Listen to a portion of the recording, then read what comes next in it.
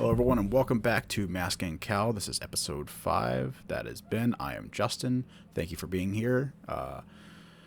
Let us know what you think of the show so far and anything we can improve or any other topics or ideas you'd like to see us discuss, and we'll add those to the list for sure. We did like a pretty late episode last week. We got it out on Thursday night, I think. And then I worked all weekend, so I haven't had time to do anything. I went like right after the recording. I went to go see a movie, and then after that, it was just working. So I have not had time to do anything else. Nothing has really changed, but we have a lot of stuff we can cover today, as far as like catching up on the rest of the year, and just kind of having a chill, relax episode. Hopefully, the movie I saw was Five Nights at Freddy's 2, so I'll do a quick little review for that a little bit later. Or pretty soon here probably, and then we'll just kind of wing it for the rest of the episode, I think. So how about you, Ben? How was your weekend? Pretty good. Didn't really watch. I started Ballerina, the John Wick movie. Yeah. I didn't finish it because I started so late at night. I had actually kind of passed out. It seemed okay. So not much on that. But then I also, watching Christmas movies. I don't know if you've seen Four Christmases, Vince Vaughn, I don't and think Reese so. Witherspoon. Mm-mm. It's pretty good. I enjoyed it at least. So I just watched, those. But overall, yeah, I mean, good weekend. Just, more Stranger Things thoughts bounce around my head and anticipating, Avengers Doomsday. The trailer drop. I don't know if we want to get into that, but I don't know if you heard uh they're treating Doomsday as a sequel to Endgame. Yeah, yeah, because they haven't really had anything worthy of a sequel that came out since. So, I mean, uh, I don't know if that, to me, that is such a slap in the face. I mean, hmm. Endgame is supposed to be the end of an era, and they're kind of changing. It feels like they're trying to change it to a leaping off point for another. And uh, we just spent all the time watching phase 4 and 5, and it's just, and then it means nothing. I mean, it means a little bit, but like, it's crazy to me that like this uh, reliance oh yeah, yeah. on that game. Hmm. I know it's the Russo brothers, but like, I thought bringing the Russo brothers because of their ability to formulate movies with teamwork basis, how they did with Civil War, the Avengers movies they did. I thought that's what the whole point. And you want to bring back Doctor Doom because of the play on Tony Stark. Sure, that's cool.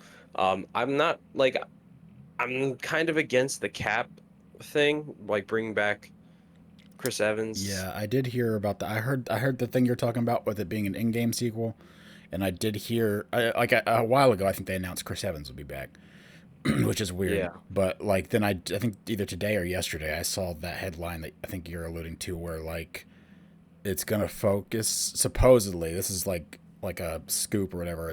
It might focus on the relationship between Doctor Doom and Steve Rogers. I heard that. I don't know if that one was real. Okay, I don't know what that's. Yeah, I saw that that same seems. thing.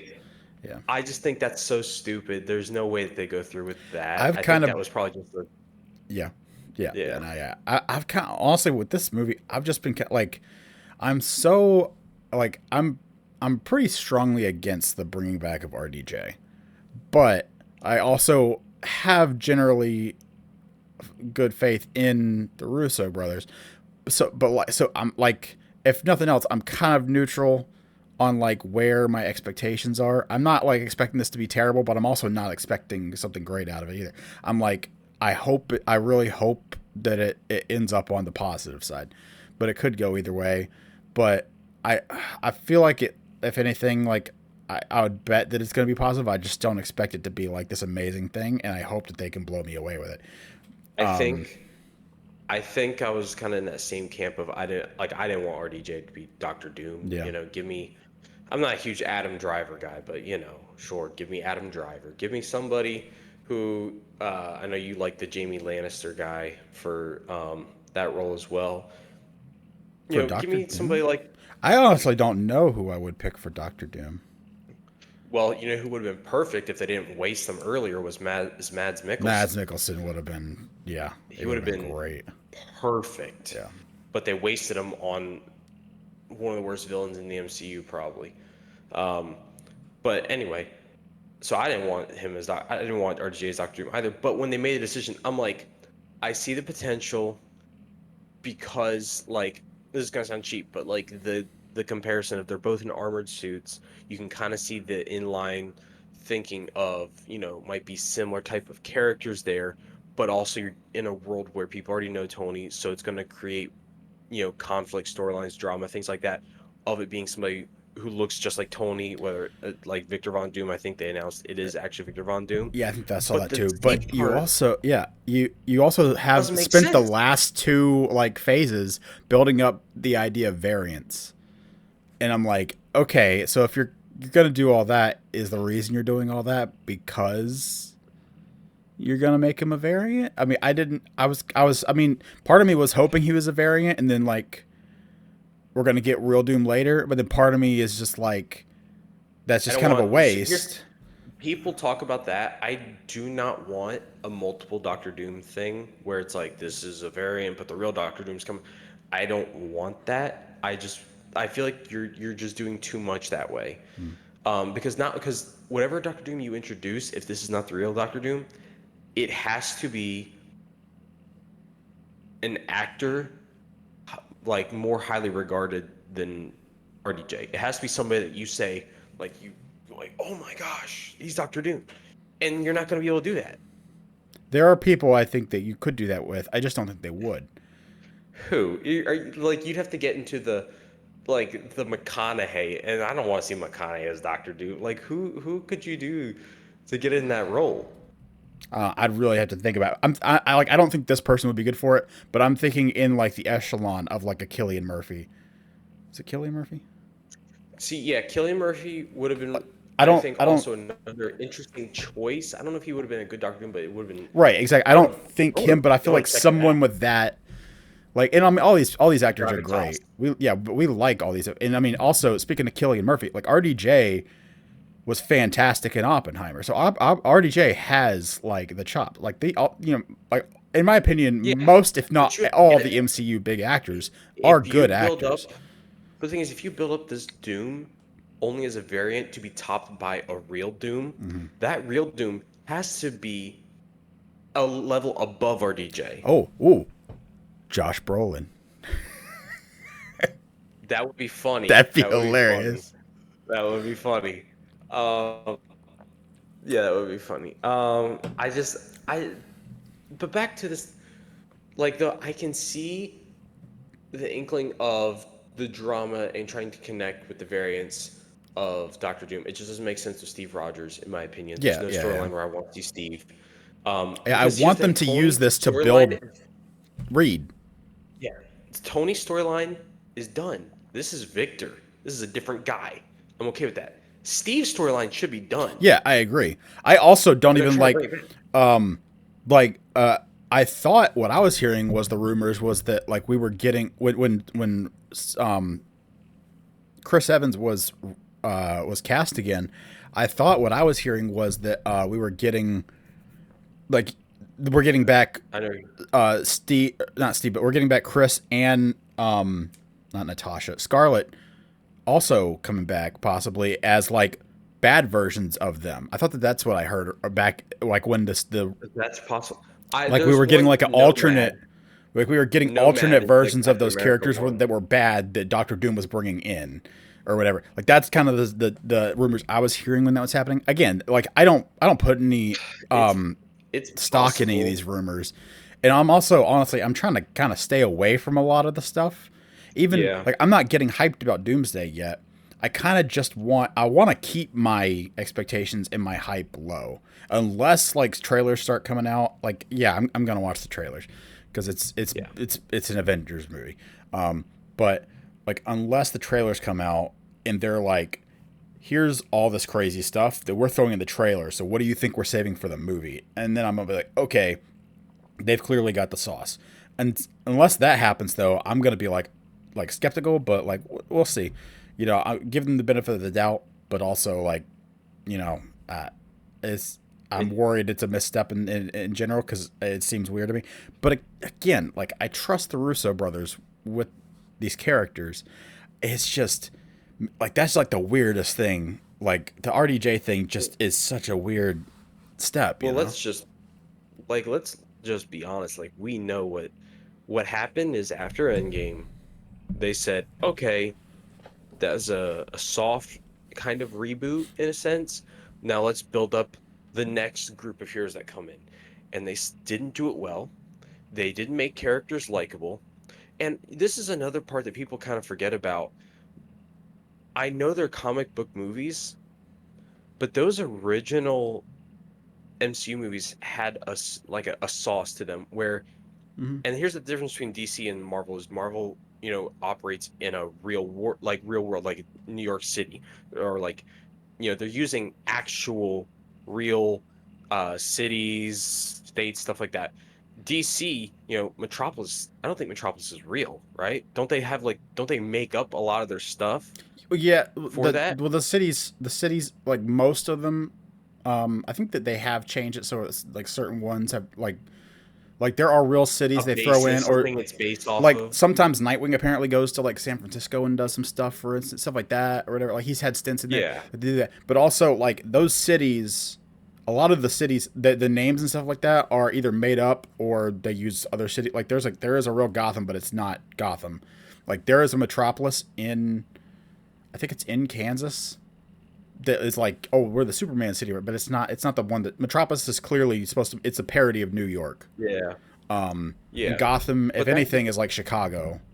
yeah. So like it's like they're kind of But like over exaggerated parodies of the them. branding of the MCU starting out though was this was supposed to be, this is a time where Dark Knight's coming out too, is they're supposed to be branding this as this is a world that you're living in, Yeah. and these are like here, and they branded it like that. They've kind of gone away from that and more into these are comic book movies, and they get very fantastical with it. They get very goofy with it, Which I and it I kind of do takes. like that, but like I I get don't. I I don't want it, like it all the I time. want both.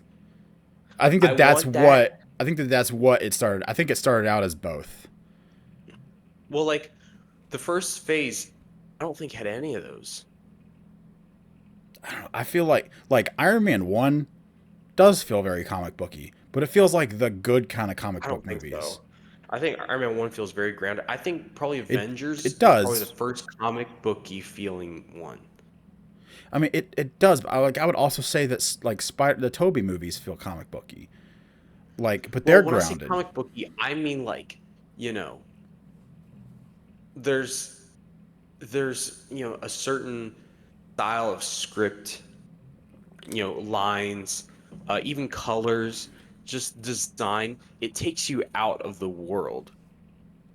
And the way they did Toby movies and like even Iron Man, things like that, it was a more lived in world. It doesn't look like it's brand new out of a Mattel package. Yeah, I get it. Like, what I'm picturing when you're talking about this, I'm comparing like visually. Like I said, I just watched Iron Man 1 a few days ago, so I'm picturing like scenes from that, and like exactly like with him fighting Warmonger, and he's on the street at the end or whatever, and he's like catching the car, whatever. But it's like it's kind of it's grounded, it's real or whatever, and that's kind of what you're talking about. Like it makes sense, like it Versus fits, and then you versus versus. Falcon I was thinking like the fighting Red Marvels, Hulk. but Yes, the Marvels, exactly. yeah, Exactly. yeah.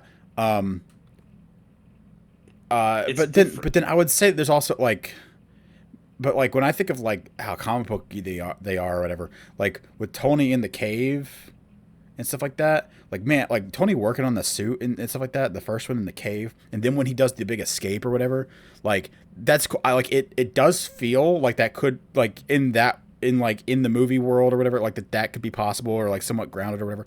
But also like that feels like that could be like that feels like page to screen a Tony Stark Yeah. origin. That feels like And comic book live action. And I'm like, I and like that's not that. what I'm upset about. Yeah. I mean, that to me is fine. That's why I'm But like like I think even from the beginning it was because blended. well, But because like with Cap, even the first Avenger, so Cap good.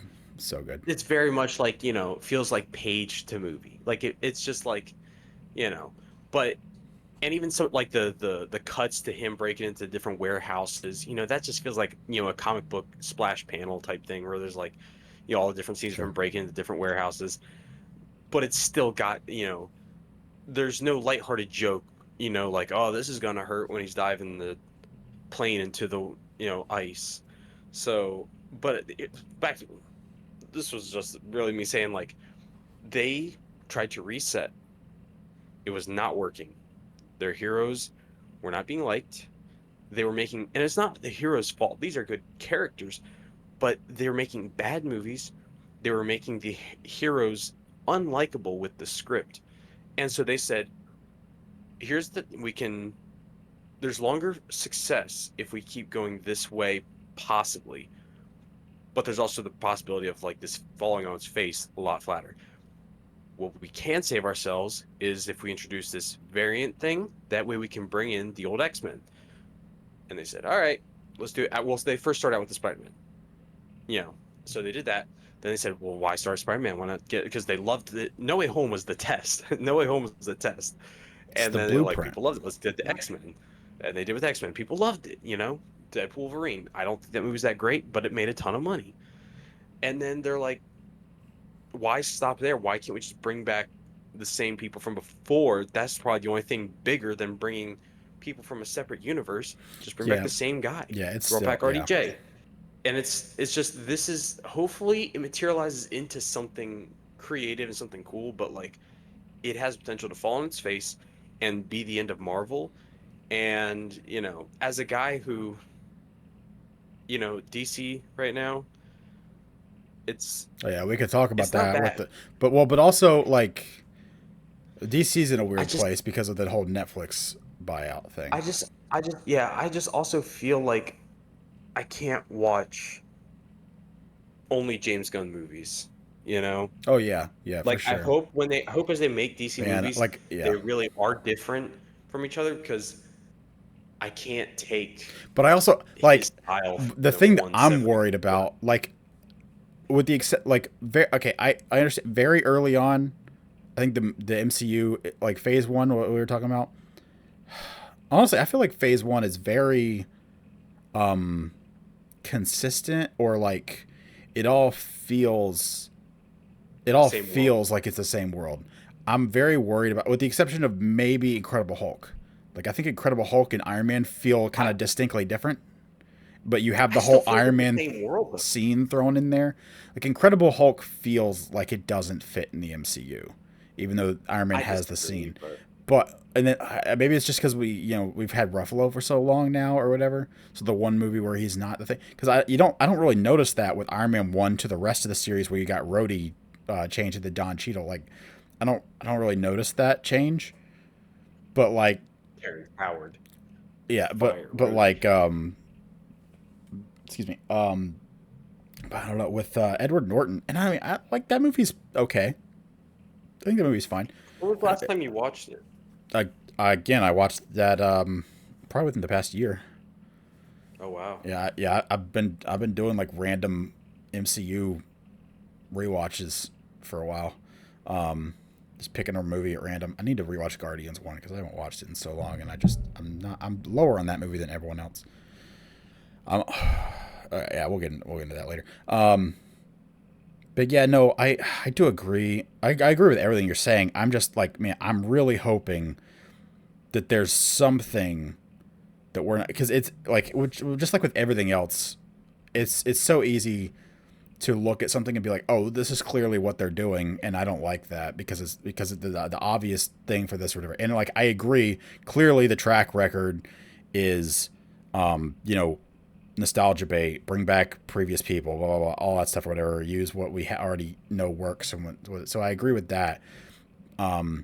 But like in some cases, I think it works. Like with No Way Home, like I think like No Way Home is almost like a no lose scenario. Like you would have to make that like I think the story has plot holes in No Way Home. I love that movie. I think that like the whole like that movie is fantastic because of The characters, and like there's a lot of like good character moments. There is some good writing. It has probably my favorite Spider-Man scene, and it's got like a top three, top five, maybe top three superhero scene in general for me. But it's my favorite Spider-Man live action scene is like that scene in the rain with the big jumbotron, and he just lost May. Like that is peak. Like that is like in the trailers when we saw that. I'm like, that's that. There he is. It's Spider-Man. Like holy crap, there he is. Just like I think that there's been very few scenes that like epitomize themselves, and like so it's got some absolute peak in it. And like we have the whole into the whole Spider-Verse movies coming out, and like I think we need to talk about that sometime because that'll be some hot takes for you, but we could save that. Because I mean I love those movies. Those movies are fantastic. I think the second one is a little overrated because I have a personal problem against part ones that will become a thing later. But and you know if we talk about, I think we wanted to talk about Phase 3 today. I'm going to talk about that in Phase 3. But man.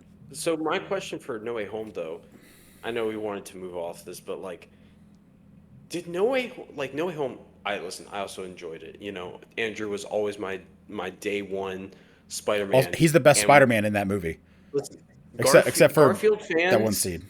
and I don't think you were a hater, but you were just like a I hate Spider-Man. my guy. Well, yeah, I think No, Toby. you were. I've You didn't always thought hate Andrew as Spider-Man. You were just like, he's okay. I don't know what you want me to say, but like I the hated the Amazing diehard, Spider-Man 1. I hated everything about, except for the crane scene. I hate Amazing Spider. I still hate it. the I rewatched it the like last year. diehard Garfield fans, though, we saw it and we were like, just give him a shot.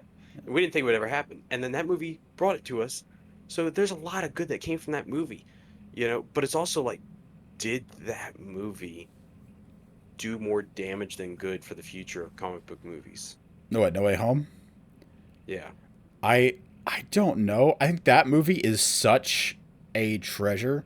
That movie alone is such a good thing that they could stop the MCU right now and it'd be worth it. Like You know to what? me, like if Like it ended with No Way Home, I'd be like, this whole thing has been like, there's a ton of great in the MCU, and then you end it with that, like, just because I don't need it let anymore. me, as a Spider-Man fan, I think for me personally, the reason why, in my mind, the reason why it was even possible is because they wanted to use not Toby and Andrew, they wanted to use the villains from those past movies.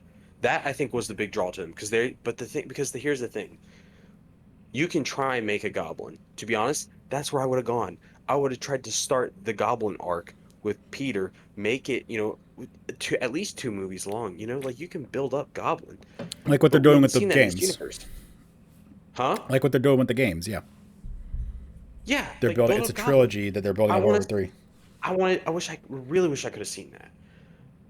But the thing is, whoever you cast as Goblin is always going to be compared to Willem Dafoe. Whoever you cast as Doc Ock is always going to be compared to Alfred Molina. So Because they those had an guys are just inter. so Yeah, but good at those it's an roles. insurmountable object. Yeah. You can't get past it. So they said, why do we have to get past it? Let's just bring them in. And I think when they decided to do that, they this is my mindset. Just thinking about it, like they probably were like, why stop there? And they just brought them all back. Even But I think it started with the villains. even even Thomas Hayden Church as Sam. Like the Toby movies for Yeah. the like Venom, big misstep. Like Topher is it Topher Grace Yeah. as Venom? Yeah. Like just like it's not good. I'll never understand that casting. Yeah, To be it's honest. so Like, weird.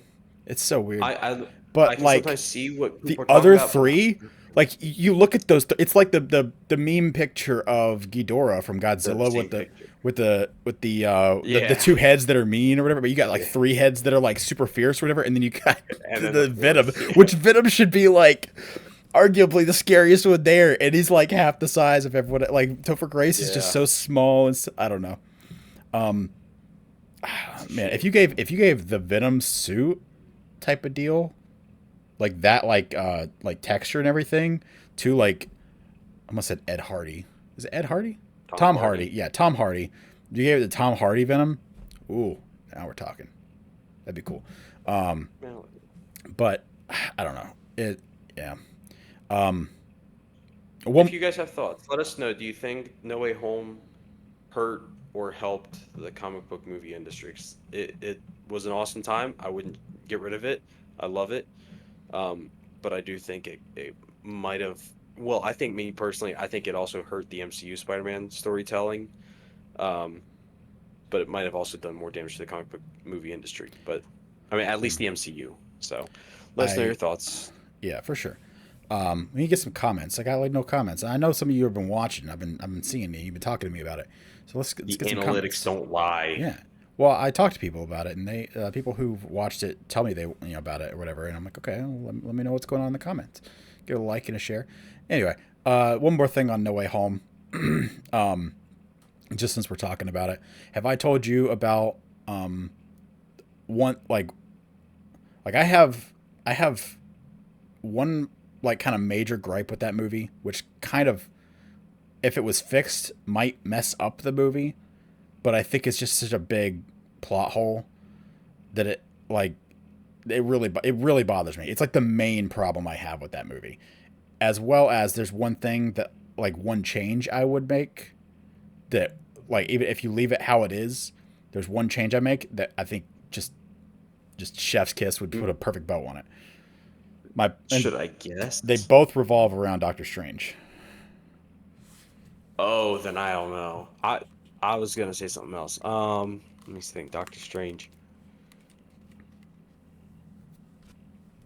You can make people forget who Spider-Man is instead of Peter Parker. Yeah. Okay. Yeah. That's my problem. That's my problem. Like, the whole thing is he messes it up, and he does say, to be clear, he does say, like, try, can we do the spell again, or whatever. But the right way. He's like, it's too late now. I can't fix it that way or whatever. And I'm like, okay, it doesn't. It seems like you're doing a different thing now to make everyone forget who Peter Parker is. It seems like almost like that's a different thing. So I don't know. Like, the thing is, it's hard to really critique, like, the plot holes because it's magic. So it's like, okay, where's we don't. It's fake. It's magic. We don't know where the actual rules of it are. But, like, that seems so close to where, like, I mean, we don't even know how, because apparently at one point they're like, okay, it just affects people's memories, but also, like, there's all this digital data, there's all these videos of it, there's all these, like, online thing, like, does that get scrubbed? Who knows? Who cares? Like, I get it. Like, that's the way I see it. Does he have a social security number? Yeah, like, does it wipe Peter Parker from existence? Like what is it's a problem for me. It doesn't, like, the logic of it, like, the consistency of it doesn't make sense. But if you're going to just change the spell, it'd be like, okay, because originally it was make people forget that this person they know is this person that they know. It was not. Now it's like, okay, new format, make everyone forget this person, Peter Parker. And I'm like, okay, if you could do that, which is different than that, why couldn't you just do this and make everyone forget Spider-Man instead? None of your relationships are ruined. You just start from square one as Spider-Man. I wonder, they might fix that, though. Because let's just say in this new one, because Zendaya, I think, is in it, say that there is something that happens, like he's talking to him, somehow through their relationship, like, redeveloping, spending enough time with him, something happens where she does regain her memories because if she remembers Peter Parker, maybe she remembers everything else that comes with it.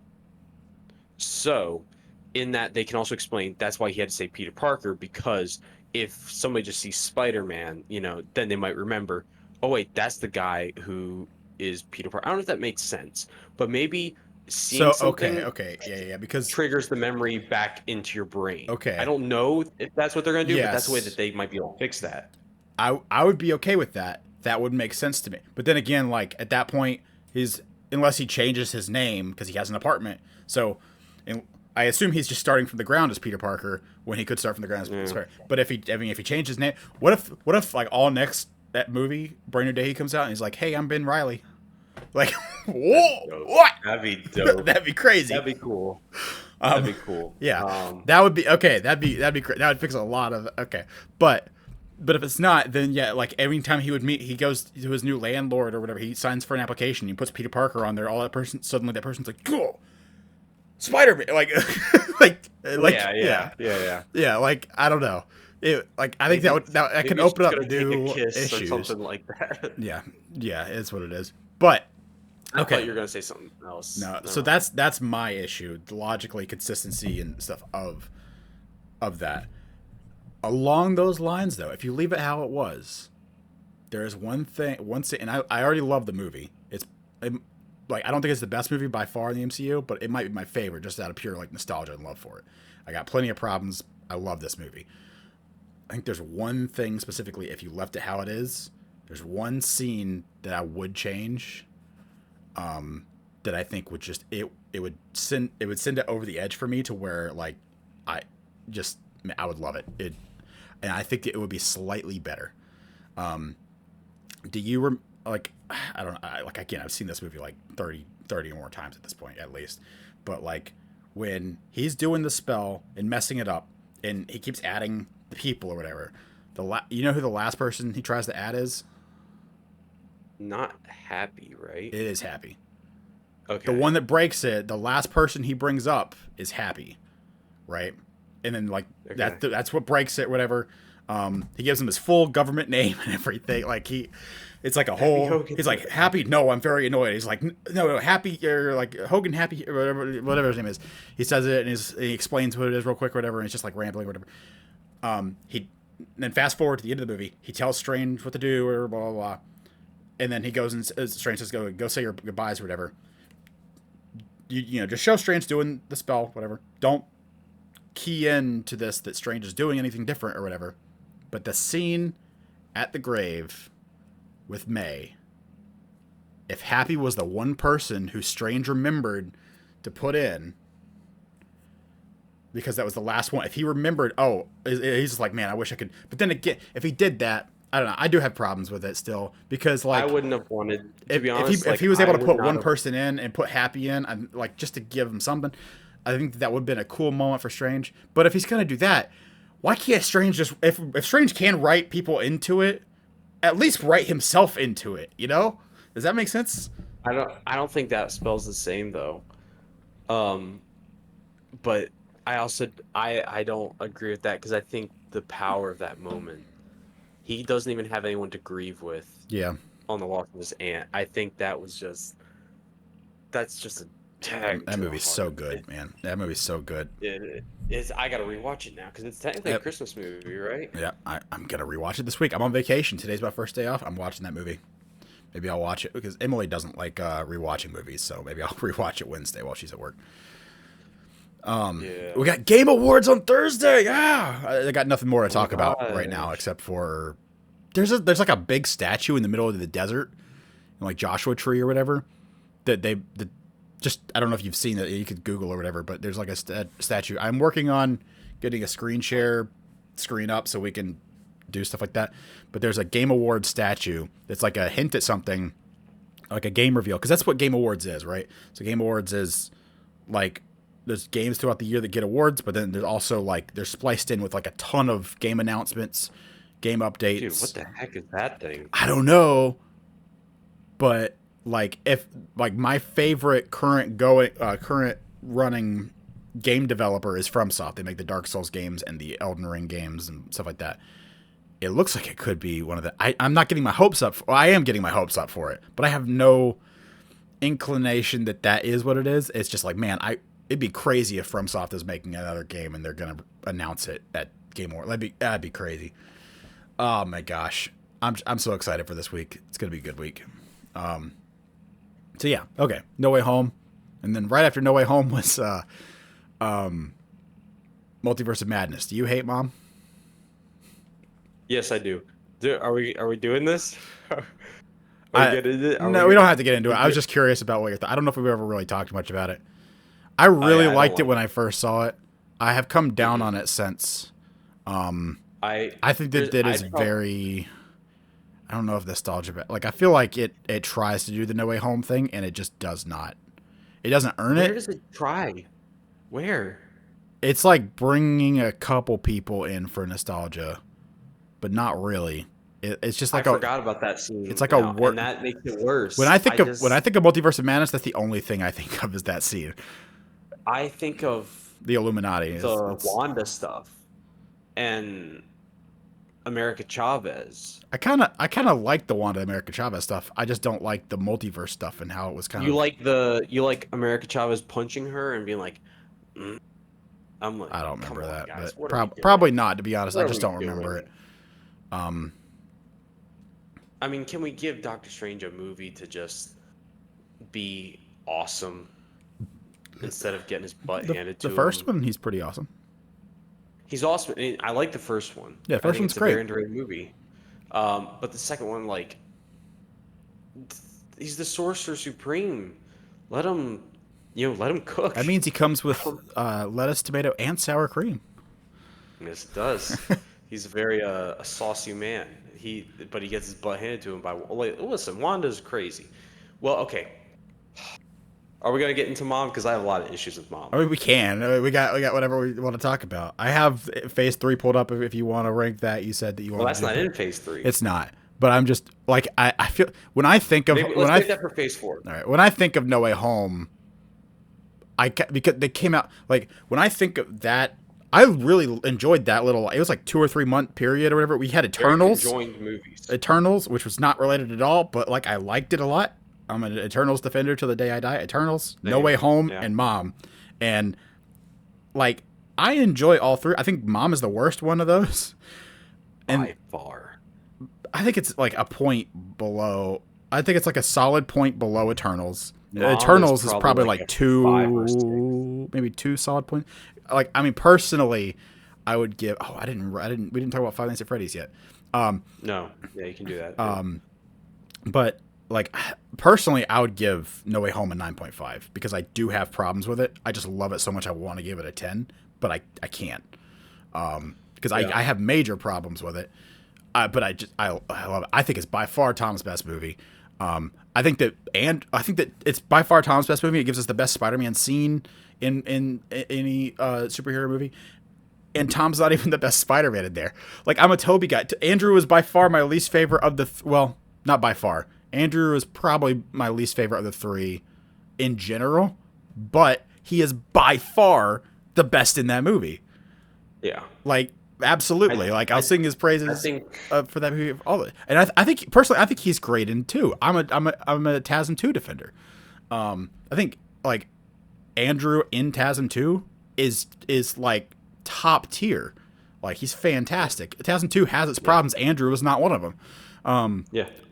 And I mean, I don't think that he's bad. Like, kind of like what you were saying. In TASM 1, I don't think he's necessarily bad. The problem is, like, his Spider-Man in TASM 2 and even, like, TASM 2 is closer to TASM 1 in, like, the personality. I mean, like, because that makes sense. They're in the same thing. He's just, his story has progressed. He's changed a little bit as a person. They changed the Peter. Yes. And it was a good change. But, like, that... And then, but that, 2 is like the middle ground between the No Way Home version and the TASM 1 version. And I like both 2 and No Way Home. I do not like him in TASM 1, but I don't like anything in TASM 1. I hate that movie, except for the crane scene. I think the crane scene is like a top 5 Spider-Man scene. The crane scene is fantastic. I am a TASM 1 defender. I think it's a good movie. I think it's like a 7. I think it's a 7. Man, no. I think the second one is probably I can't be like no, but like because I mean I feel like I have to get just because of like how well made of a movie it is. I still have to give it like at least like a 6.5. It's a pretty tight knit but tight knit story movie. Like there's not a whole lot that you're like, that's bad, that's sloppy, or that. The most awkward stuff. I just don't agree with the dialogue with Gwen and Peter. Yeah, no, I agree. I think it's a fairly well-made movie. I just don't like the character choices. Yeah, I'd give it at least a 6.5. So sure. The Spider-Man and Amazing Spider-Man 2 is way better. Oh yeah. I don't think Spider-Man in TASM 1 is bad. I think do. it's Peter's bad. No, yeah. I just said I don't. So yeah. The Peter's bad. In TASM 2, the Spider-Man is better. The Peter's better. Everything else is worse. The storyline is horrendous. No, they're comparable. They're absolutely comparable. It is so broken apart, and it's just such a mess. They tried to do so many things at once, and it's frustrating when I go back and watch it, and I'm just like, if you had just gone simple and not tried to make this a big spectacle. All right. You know what? I'm just going to bite the bullet. TASM 2, the parent stuff, is stupid.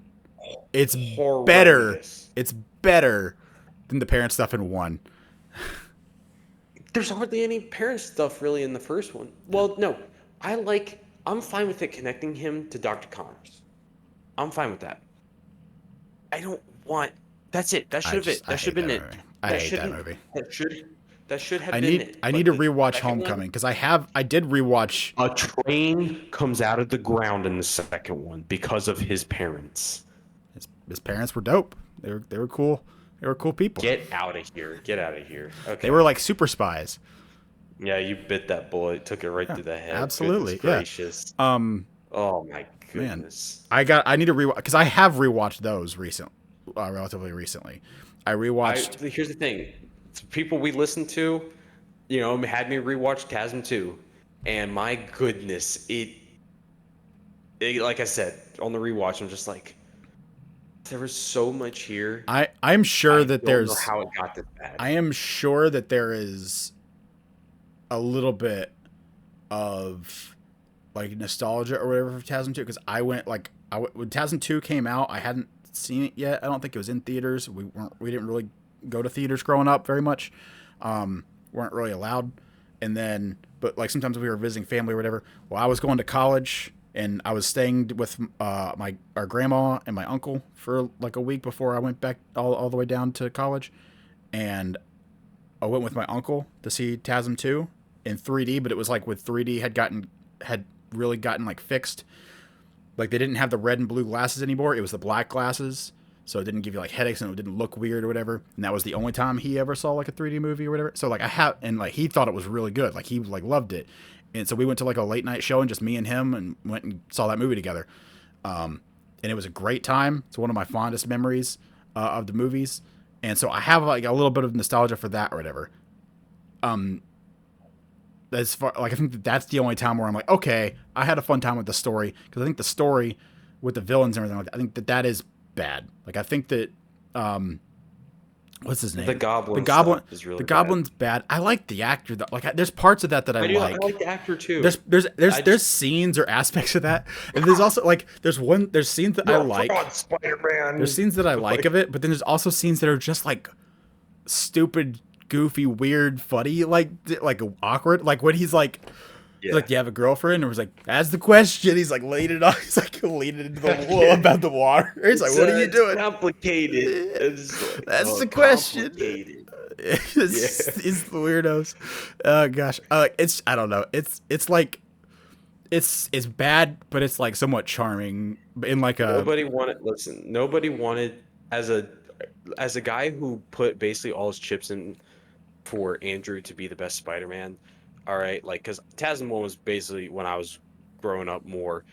The Toad movies were more you growing up. Yeah, for sure. I was like, this Andrew Garfield, TASM 1 was the best one. I put all my chips in. Nobody wanted TASM 2 to be good more than me. And it was better. What do you mean? Like, there you go. It was so much better. I got a crappy pirated version to be my first watch. And I watched it, and I'm like, oh, this is the best Spider-Man movie. Best Spider-Man movie. Best Spider-Man movie. And I was lying to myself. I knew I was lying to myself. But it's better. It's at least better than the last one, The moment I got a real copy of it and I watched it, I'm like, yeah, it sucks. But I'm not gonna lie. Like after TASM 1, like you alluded to this, you probably remember this. Like I did hate Andrew. I was like, wow, this is terrible. A lot of people hated this. It depended on the age, honestly. I think people I don't know. There's like I feel like there's a ton of revisionist history on Toby. Like people that were my age, I think did like Toby when he was coming out. But then Andrew come out and they're like, "Oh wow, look at this rad new kid. Yeah, we like him better. He's so much better. He's so goofy and plucky." But I'm like, Toby was more when you look at is it Ditko? Is it Steve Ditko? Was that the like old Spider-Man? Like that's the Spider-Man Toby is to me. He's like a more reserved. He's like quippy and funny, but he's not like he's more mature, right? But then and more kind of classy a little bit. And like so that's the one that's what and I'm like, oh, Toby's more accurate. That's the Spider-Man I'm talking about. That's who I think of it. But like they're all Spider-Man. But like that was more of what I grew up with the when I would read comics or whatever. Those were the comics that I would read. I'd read the old ones. And Toby I was like, this is like as close like the suit. I don't understand how some people don't like Toby's suit. Like that is just it's like I understand the Brand New Day suit is. I think that is now the most perfect suit, and I love the TASM 2 suit. If they fix the web shooters, if those are just what he's wearing there, and they're not what it's going to look like in the movie, I'm good with it. But if he has a silver block on his wrist, I'm going to be a little annoyed. I will be a little annoyed because I'm like, I feel like you could have done something different there, but also like it's not going to be the end of the world for me. I think TASM 2 perfected the web shooters. Why change it? Just go back to that. Well, I think that that's kind of like that's a creative choice the way that they look at it because the TASM 2 ones are like out and they're like they look like toys, which is fine because they sold toys of it. Like it looked good. Like the TASM 2 is fine. Like I don't know, the TASM 2 suit is great, but it does look like it's a TASM suit. Like it takes a lot of the I don't know like the glossiness and stuff from it, and it. I mean I like it. But it's still like it's an evolution. It is a perfected version of the travesty that was in the first movie. Like, well, it wasn't. It's not anything like it's that, but like the symbol and everything like that. The aesthetic is the same. It's just like what if we do it right? I'll say this, the first TASM suit, if you change the eyes to white, it's still bad, clear, or whatever. No, it's pretty good. I like it. I hate it. I like it. But the colors are some of the best. I need to rewatch Homecoming just to see where because I gotta rank my Spider-Man movies officially, but I'm not gonna do it. I could do that whenever. Yeah. But yeah. So I don't know if you want to do your FNAF 2 review. Yeah. Real quick, I'll just do a FNAF. I'm not really gonna get much into spoilers. I'll say one spoiler at the end, and it'll be like 10 seconds, and I'll give a warning. Which I don't think it's much of a spoiler. I'll hold my ears. You won't know it. You won't. It's not. It's about. Well, you'll find out. So and it doesn't matter. You will not care. I promise. It's not gonna. It's not a spoiler for the movie. It's more of a spoiler for something else. So okay.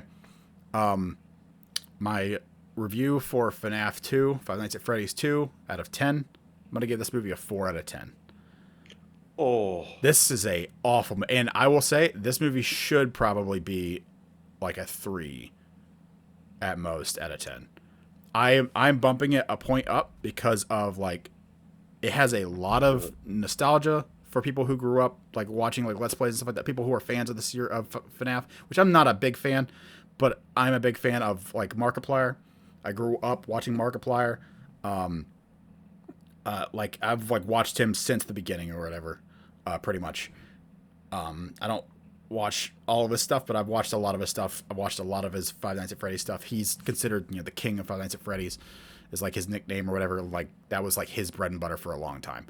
So like I'm very familiar with it.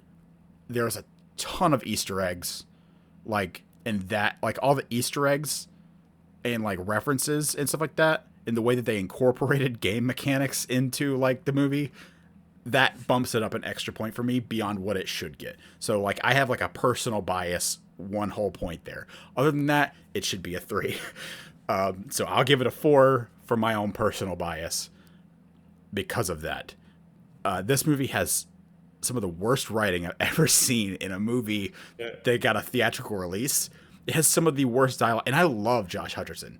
he's one of like my favorite like young-ish actors or whatever, or like actors He's around not my in that age. young bracket anymore. Yeah, he's not like he's around. He's like one of my favorite actors who's like around my age. I love him as PETA, in the Hunger Games. I like the Hunger Games movies, the Hunger Games books, all that. I think the first thing I ever saw him in was it Firehouse Dog? Is that the name of that Oh movie? yeah, yeah, yeah. I Dude, love that movie. classic. Soccer Dog. Was he in Soccer Dog too? Yeah, I think yeah. The Scotland one. Yeah, with the haggis. Was that haggis? Is the movie Yeah, found about haggis? haggis. Yeah.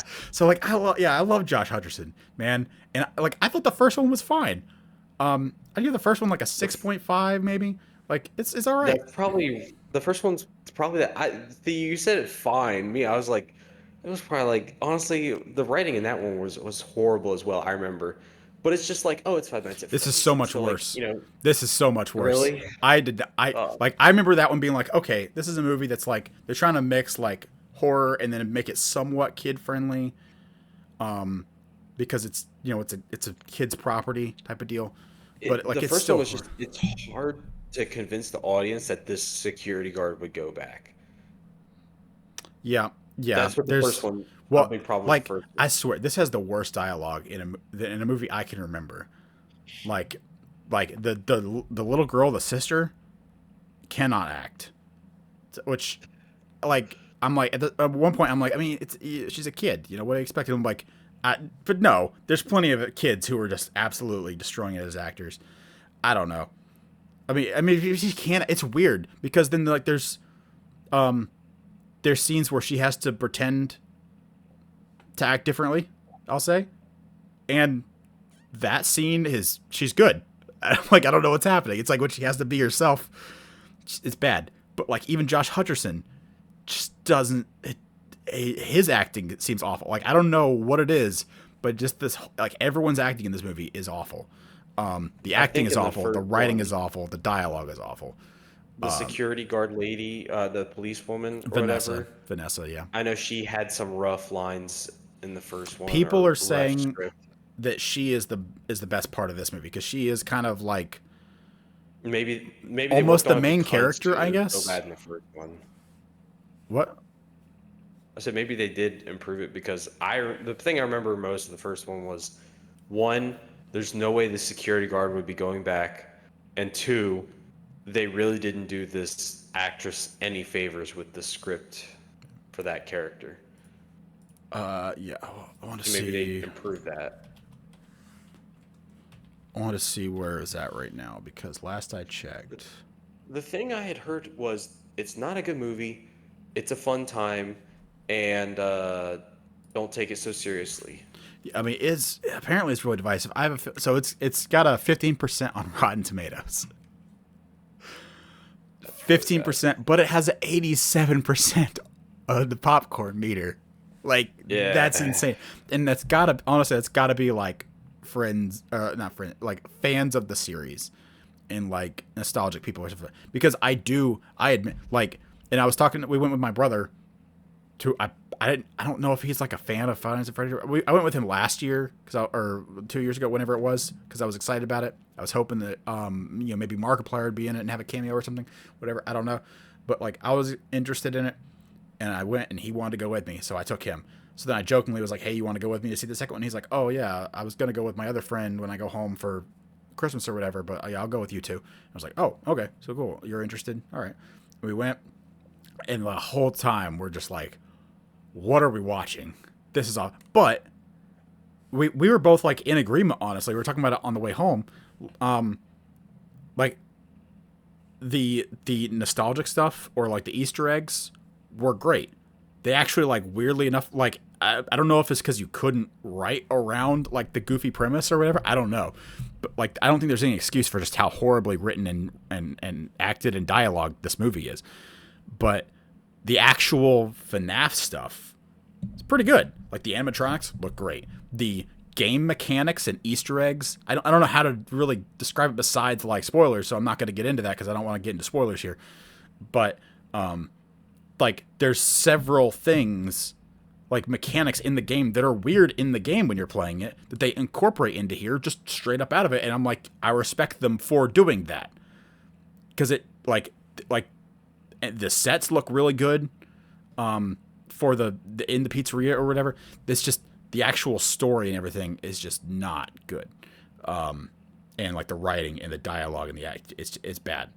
So I think that the people who are rating it highly are basing it on that, which I do understand. That like the stuff that the stuff you are going to see, and also I will say, any of the horror stuff that happens in the restaurant is actually, in my opinion, pretty good. Like it's what you would want from that. It's just that that's only like 10 to 15% of the movie.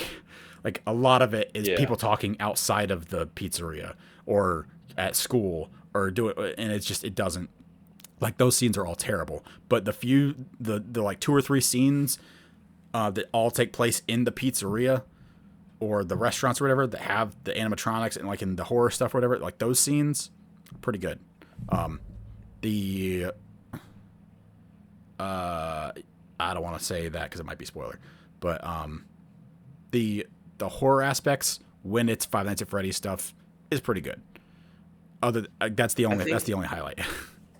But I think that's also, like you said, the part where the popcorn meter is so high is because people going to see this movie, they're not expecting the Shawshank Redemption. All right, they're going to see this movie because they're just like, oh, it's based on a children's video game that's supposed to be scary. Hopefully, there's good scares and it's, an enjoyable time. Yeah. I don't think it is an enjoyable time. I think that parents are going to be, I don't, like kids, the thing is, kids are going to watch the dialogue scenes or whatever, and they're just not going to they're going to tune out. They're not going to care. They're going to wait for the next scene that catches their attention. Parents are going to be like, this is the worst thing I've ever seen. Like parents are going to want to kill themselves. Like it's not, I don't know. But, the most frustrating / disappointing part for me though, I said this to my brother as we were walking out, was that I unfortunately now have to place a movie this year lower than Jurassic World Rebirth. There is officially a movie, and I hate that. Wow. I wanted that movie to be at the bottom of the bucket. It should be. It deserves to be at the bottom of the bucket. But this movie's worse.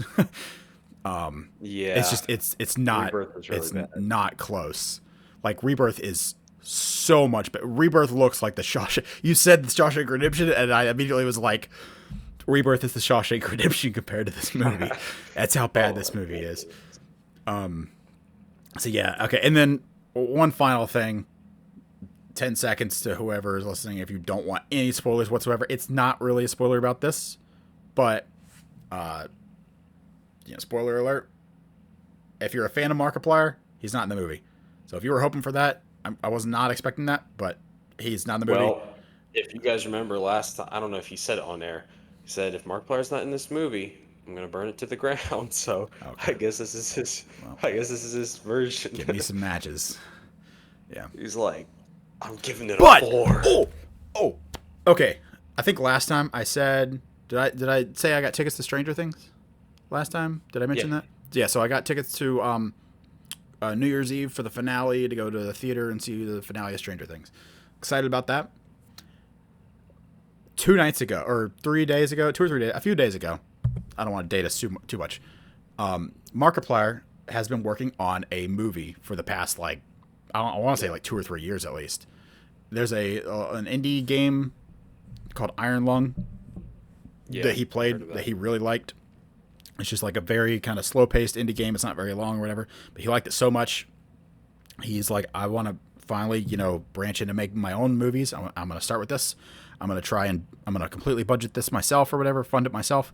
And Markiplier has made an actual full-length feature film movie about Iron Lung.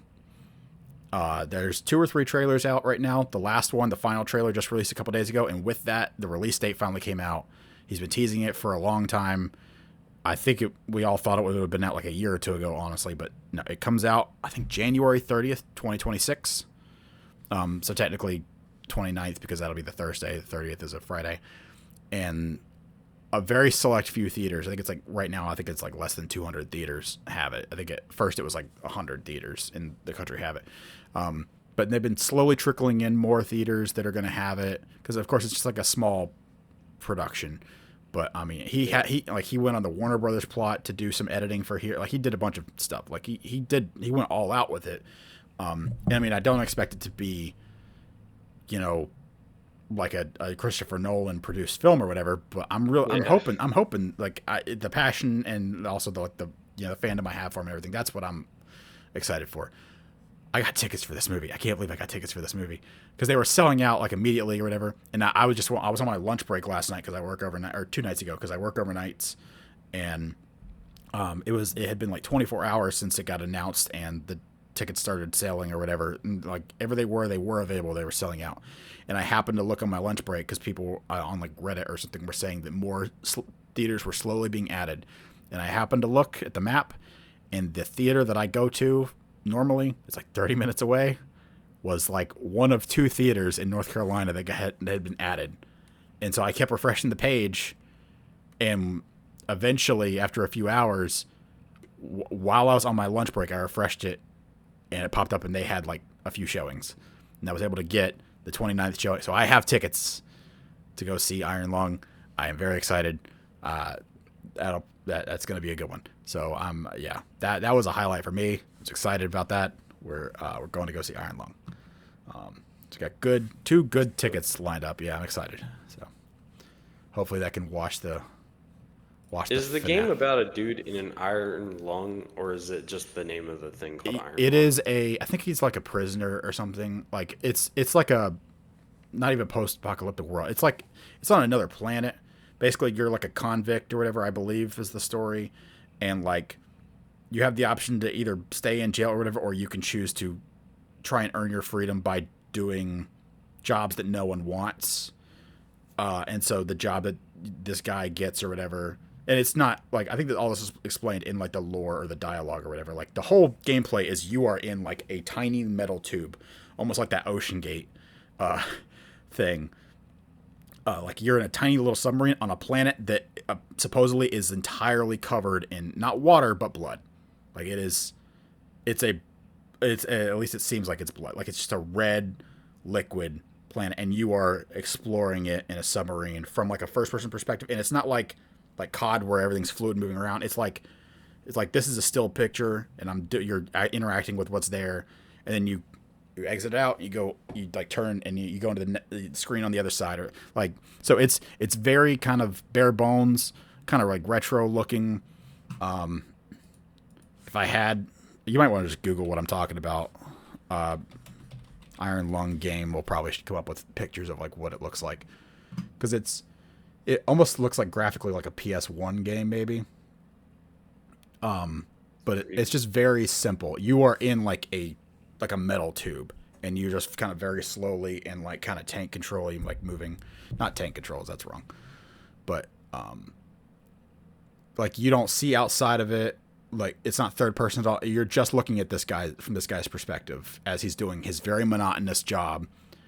You don't have windows. You might have a window that you can occasionally look at or whatever, but you're basically moving around through like sonar, I think.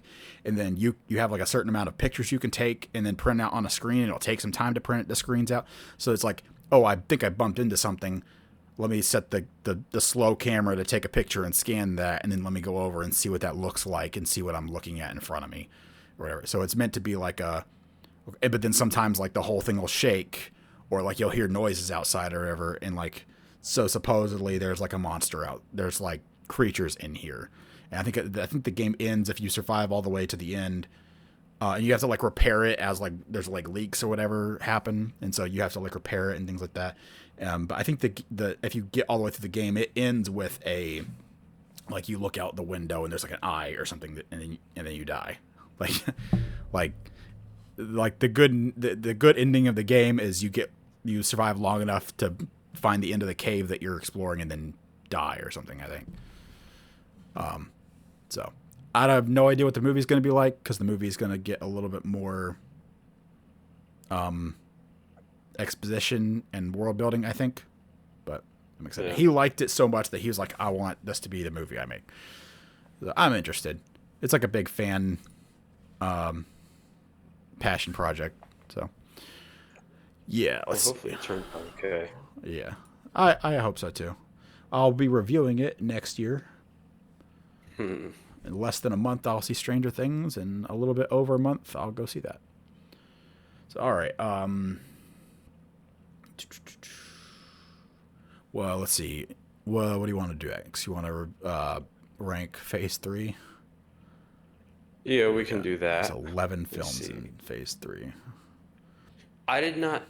You know what sucks is like we did phase one, phase two, and I was like, all right, we probably got phase three, and like I had already forgotten like what were in the phases, and I'm looking, I'm like, wow, like we're in.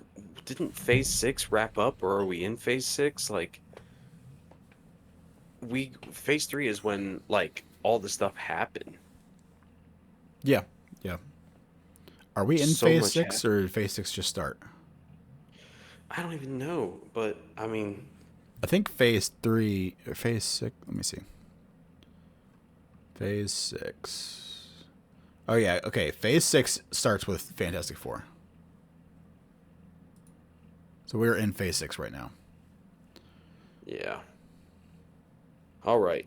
So phase three started out with Civil War, Captain America Civil War, Doctor Strange, Guardians 2, Spider-Man Homecoming, Thor Ragnarok, Black Panther, Avengers Infinity War, Ant-Man and the Wasp, Captain Marvel, Avengers Endgame, Spider-Man Far From Home. Do we have any nominations for the bottom spot? Because I think I already have one. Yeah. Yeah. It's between two. I think I know which two. Well, I hope I know which two. I think you know which two. I don't think it's a Uh, ridiculous choice. I don't like. Ant-Man and Wasp and Captain Marvel. Yeah, I'm just trying to figure out which one of those I think is worse because I think they're I both. think I I'd think they're both put Ant-Man over. and the Wasp under it. Man, I'm trying to remember. I think Like, I'd put I'm fine with either one, honestly. I don't feel super strong about either one. I think that both are a little overhated, to be honest. But neither of them are Yeah, good. They're I'll say both just fine to I think in okay. Captain Marvel, I think in Captain Marvel, Samuel L. Jackson's good. Um, Also, I like the twist of the scrolls not being bad. Okay. Yeah, I can agree with you there. Like I like there's something I like Paul Rudd just across the board. I do too. I like I like the stuff with the mom in Ant Man and the Wasp. But I think I would agree that Captain Marvel is probably like a slightly better. So I think it's like So, 1A and 1B. So yeah, we could put Ant Man and the Wasp at the bottom. Again, I don't hate it. I think it's an okay to fine movie. But Ant Man and the Wasp at then the Captain bottom, Marvel. then Captain Marvel. Now is where we're gonna have problems. So I think it's probably Guardians 2. And I'm not a hater of Guardians 2, but I just think by default. mm, I man, also have not watched it in a there. while.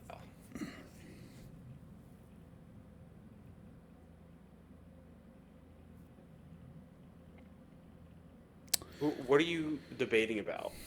Which ones Well, are you okay, debating so about because right now? we're gonna have a fight. I guess it's got. I'll give you Guardians 2 here because there's no way I'm letting you put what I would put next much higher. Far From Home. You no, oh no. Far From Home's going a few steps higher.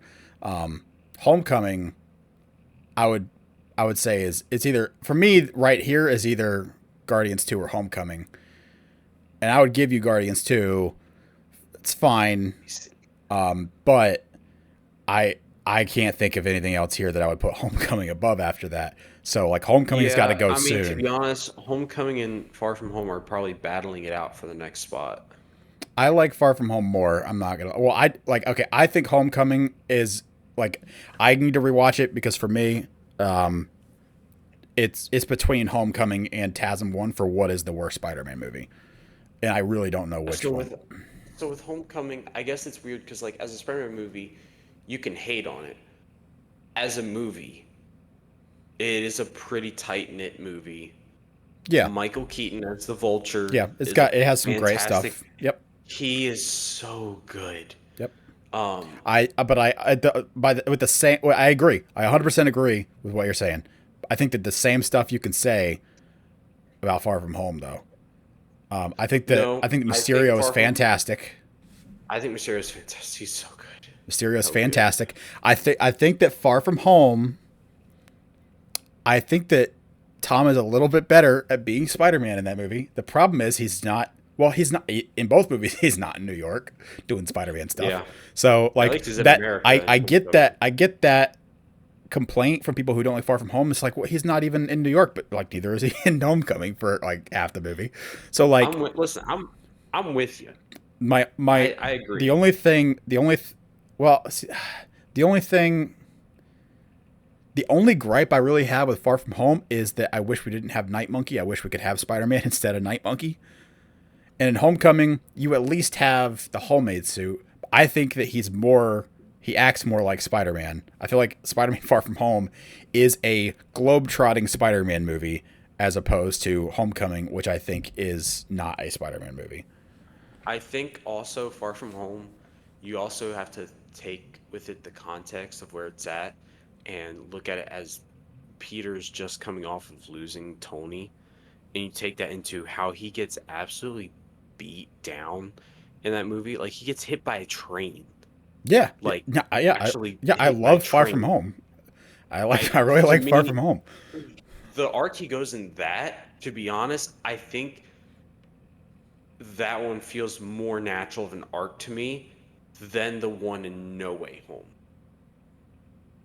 Yep. No offense, No Way Home. No Way Home's a better movie, but I'm just saying like the arc feels more manufactured in that one of, you know, the whole mechanism of the villains coming from a different universe and kill his aunt, like that feels more unnatural to me than, coming off of Endgame and him developing this and betrayed by somebody who he was viewing as, maybe another Tony Stark to him.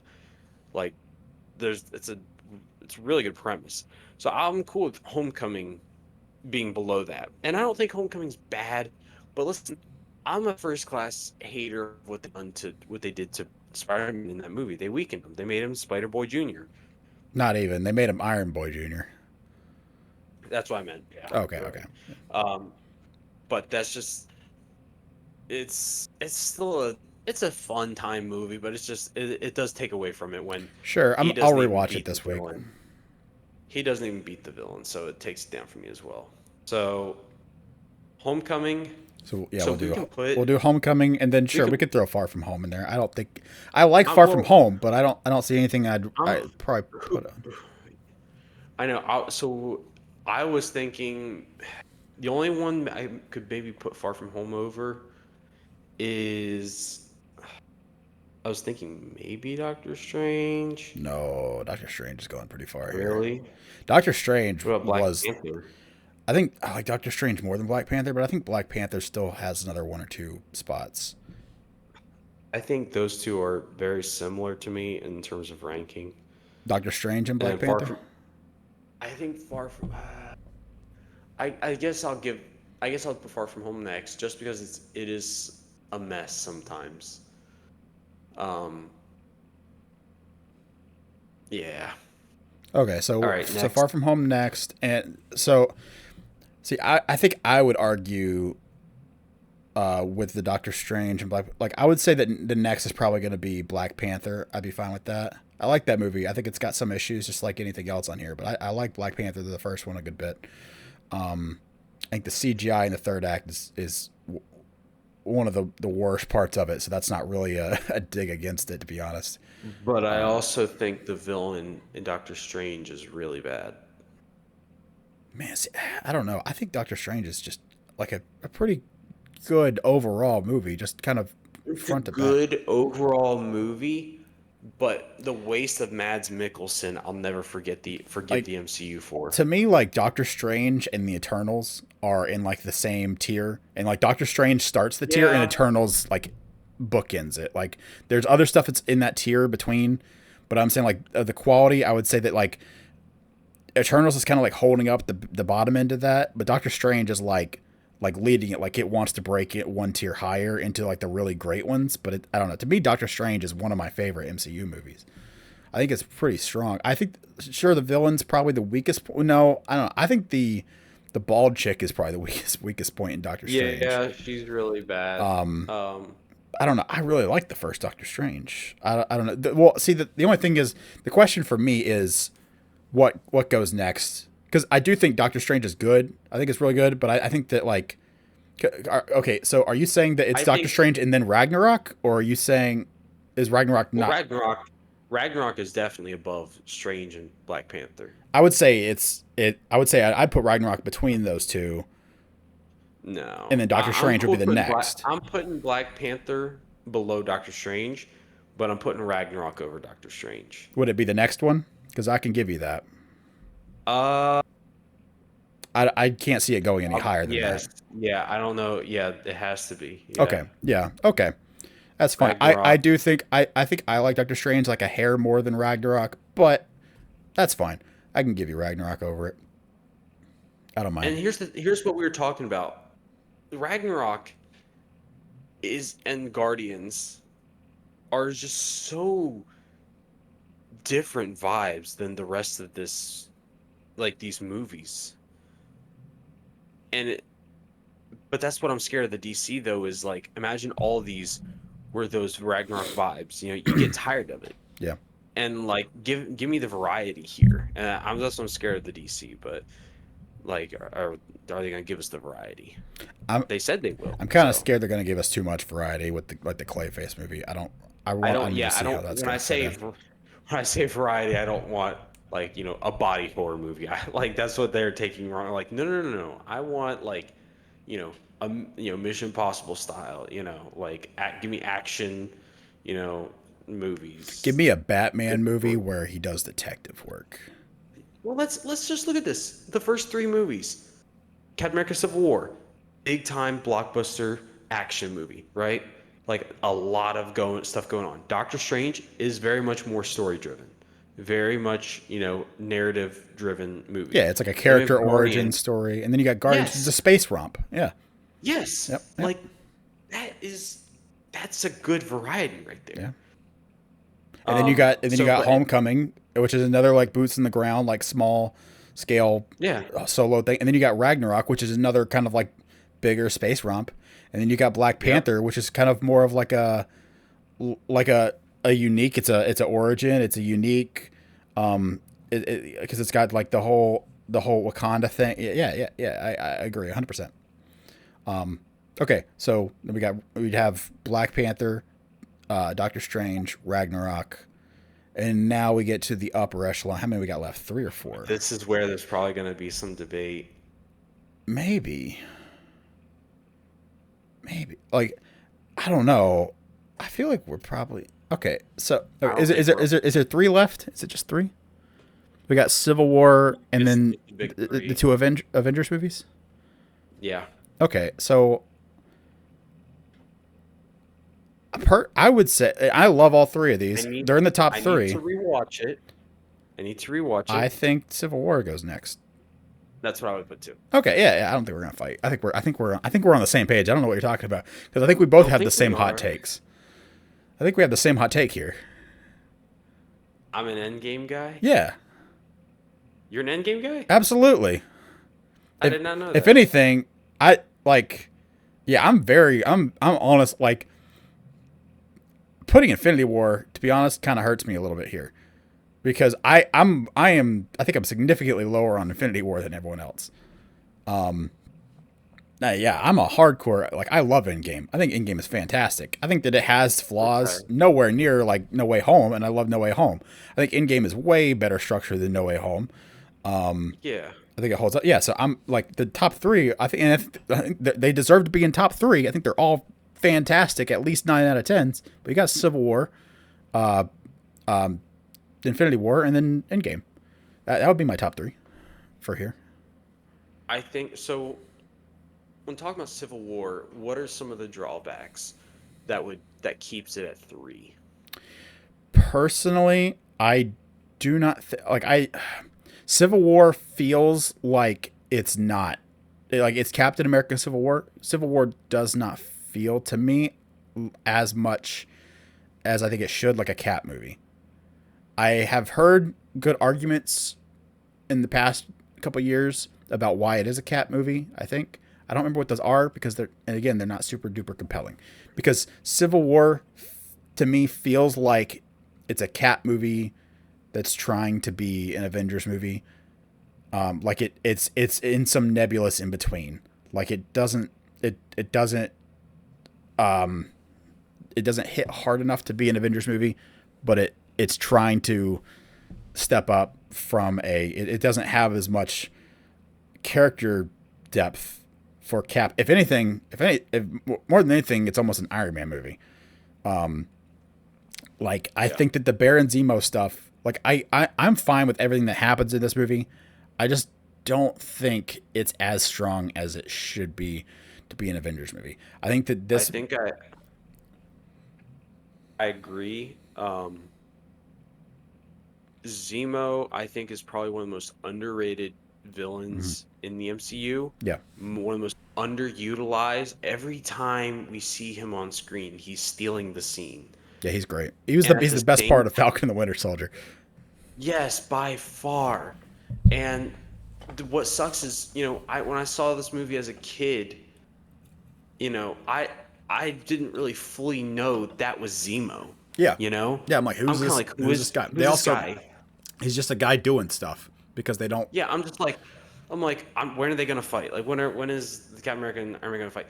But I really wish they had really had Zemo be more of a prominent. Yeah, it's like villain. it's like this movie can't decide whether it wants to be about like the team fighting or Zemo doing stuff in the background, and it doesn't do enough of either of those things. It doesn't commit to either. Yeah, exactly. It's like Zemo is causing this stuff, but there's not enough of him to justify that he's causing it or whatever. It's like they're already kind of on rocky. They already have like personality differences that are causing them to butt heads, and you just kind of have like you could have picked anybody. It almost feels like that could just kind of like push them over the edge a little bit. Whereas I feel like you kind of need to make it more like it's like everything about it's clear. I don't think it's necessarily earned that he gets credit for causing the problems. Like it almost feels like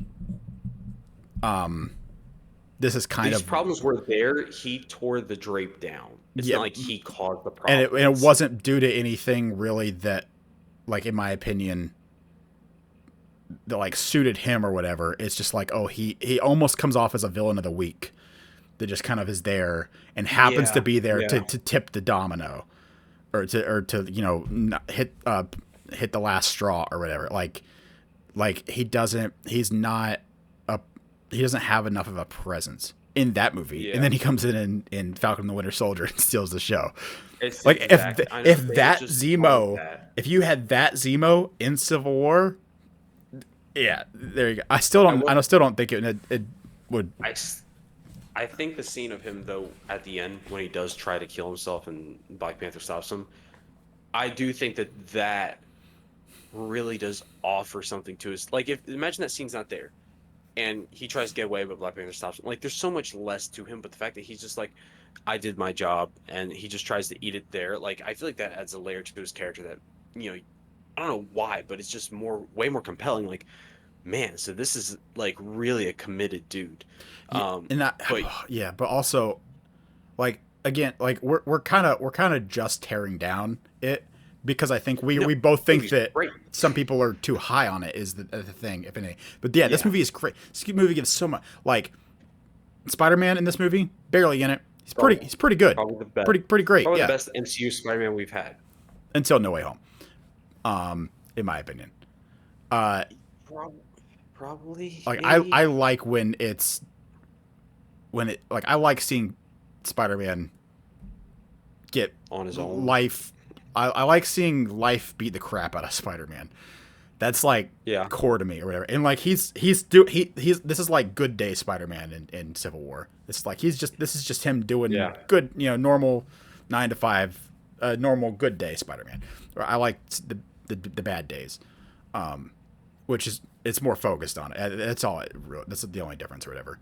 But also T'Challa. Like I Great. think I like T'Challa in this movie more than Black Panther. I mean, and it's not nothing I do against too. T'Challa in Black Panther, but this movie I was like, let's go, man. T'Challa was just awesome in this movie, start to Yeah. finish. This movie's great when Yep. it comes to T'Challa.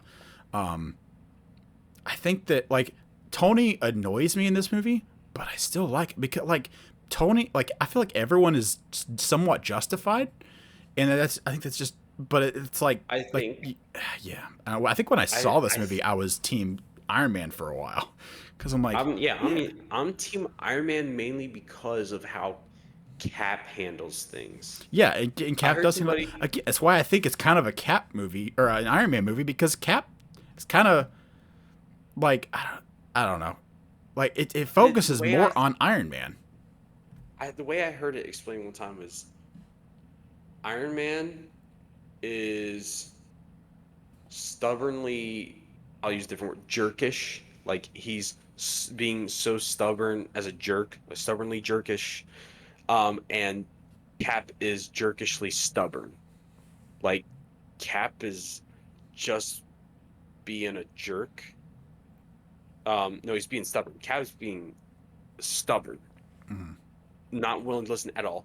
Meanwhile, Tony is just being a jerk. And to me, I don't know why, the stubbornness makes me more mad. So I'm But like, I also don't like care, bro. Tony, like He Tony, listens. but also Tony, like that's just kind of par for the court. Like I don't know, there's a little bit of like I think that Cap has a point, but like and I think Cap that does. he has he has justification. I don't think he's wrong, but I think that he But kind where of did it ultimately fall apart? his loyalty to Bucky, I guess you would say maybe. But because he, Iron Man comes to him, it's just like, I think you might be right. Like maybe you're not as crazy as I thought. Whatever. And then he sees the video of Bucky killing his parents. I don't care who you are. I'm throwing hands with Bucky. Like, I don't blame Iron Man one bit. So he was ready to come over to Cap's side until he saw that and he said, I have to kill this guy. And that's when, they got in the fight. And by the way, Iron Man was working him. I'm just saying, Iron Man was working until they double teamed. Oh yeah, Um, yeah, 1-on-1, s- he might have had him. Yeah. oh, he definitely had, I'm he saying like did the whole he algorithm, might have been able to to do take it. out both of them is what I'm saying. Like if he was able to do them one at a time, like Yeah, I don't know, yeah, definitely. but well I guess we'll never know. But this movie, it's still a good movie. It's Yeah, still a there's great a movie. lot of great stuff. Ant-Man is also great in that movie. Oh yeah, Ant-Man's fantastic. Yeah, yeah. There's a ton of great stuff in that movie. So okay, Yep. enough Civil War glazing. We love it. It's number 3. It's great. Okay, This is just the most stacked should we wait? phase Hang on. of the MCU. Should we make it number 2? Like I don't know. I'd be No, tempted to I'm make it not number 2. doing that. Okay, so I have to explain this because yeah, for me number 2 I You guess would need to be explain Infinity this War. because for me, it's not so much I'm low on Infinity War as I'm high on Endgame. So yours is different than me. For me it's both. I am low on Infinity War and I'm high on Endgame. I for me, especially with these kind of movies, these big nerdy blockbusters or whatever, like, but also just stories in general, man. It's about the payoff.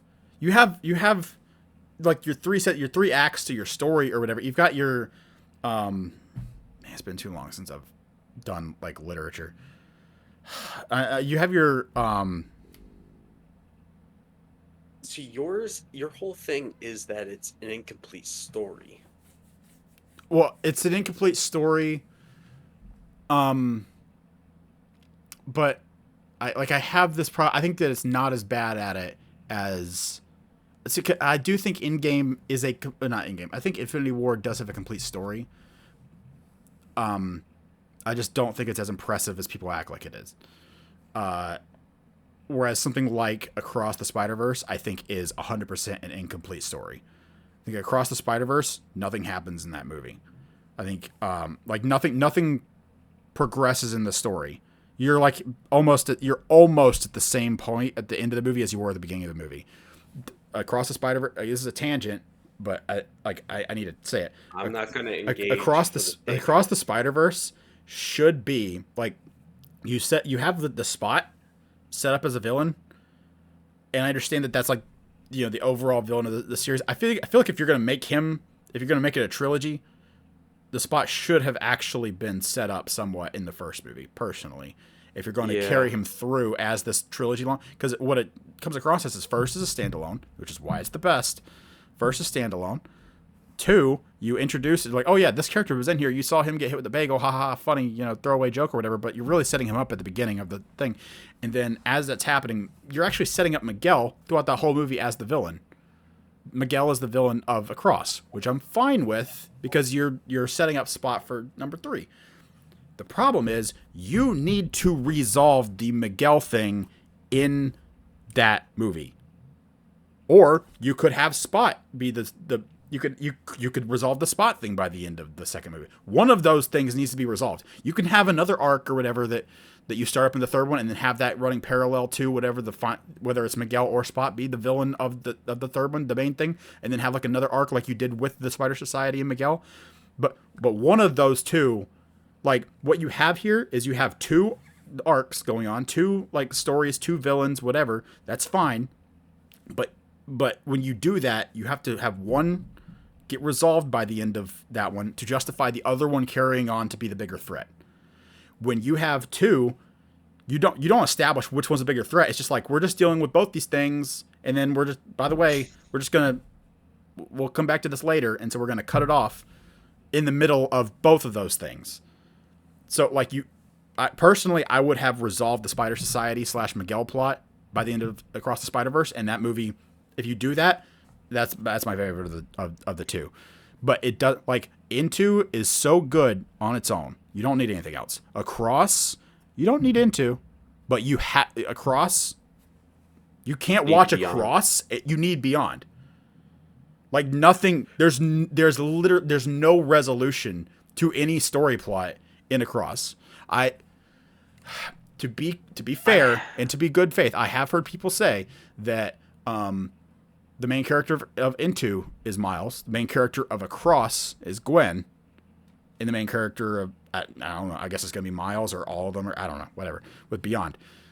I think that for an artsy way or whatever of like analyzing it, sure, you could say Gwen is a main character. Like, Miles is still, the main character, but you can maybe add Gwen to that. Like, she's a co-main character or whatever. Gwen doesn't have a villain. She's like just coming with her own the terms with who she is or whatever, and deciding on who that is. But it's a superhero movie. You have antagonists. Gwen does not have an antagonist in here other than, I guess, herself, but that doesn't really, that's like an artsy way, like, yeah. There's no there's I guess there's a little bit of a resolution, but you're overcoming like a personal thing. When you do that, you overcome the personal thing, and then you go on to use that inner strength that you built to tackle the challenge of what the thing is. This is the whole like, even if she's got the same problem, she by the end of the movie she decides what team she's on, and then so now it's like, okay, now we're gonna go take care of the problem in the third movie, and it's Across is a great, like, fun time that has it's 2/3 of a movie.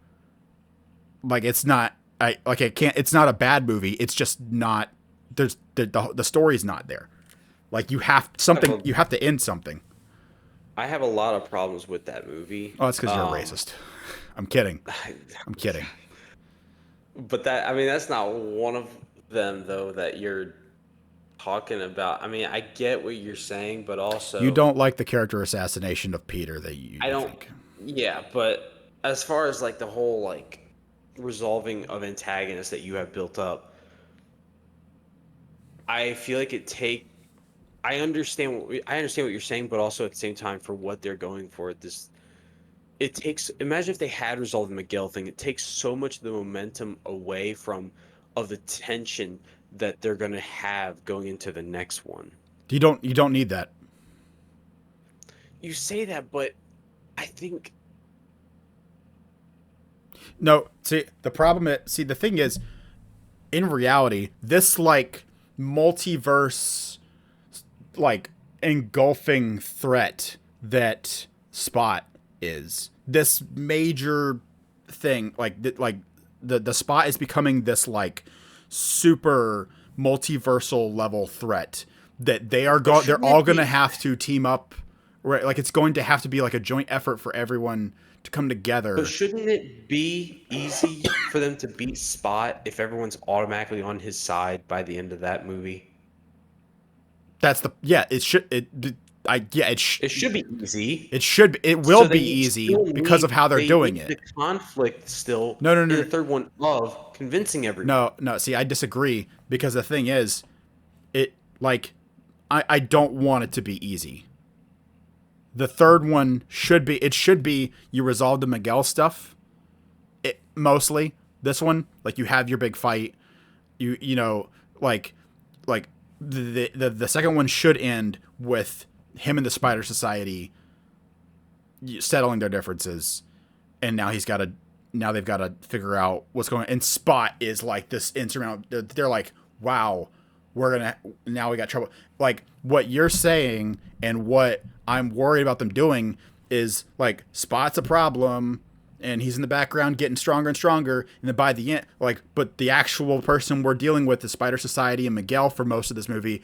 And then once we get that solved, it's okay. Now it's going to be easy for us with all of our Spider-Man powers to go and take on Spot. Well, and so Spot's not Spot should be this Spot should be a big bad, but you're saying if they resolve the conflict, he's not really a big enough bad to really gratify having the entire Spider Society take him down.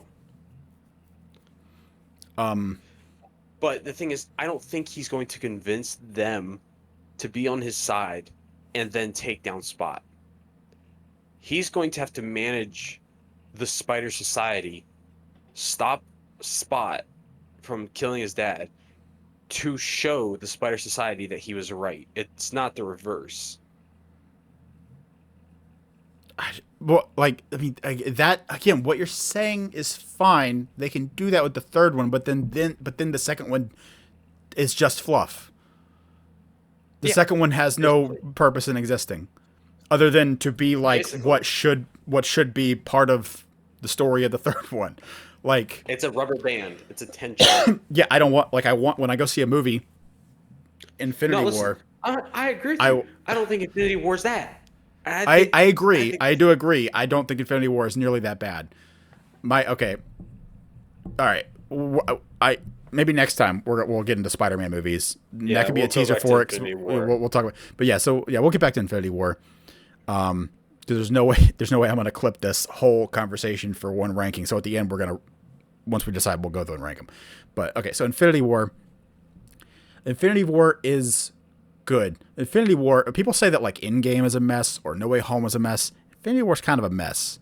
I don't know what people mean when they mean a mess. Like for me, when I mean a mess, it's like stuff is all over the place, and it's not like there's not like a consistent through line of like there is continuity, but also there's a lot of like Infinity War.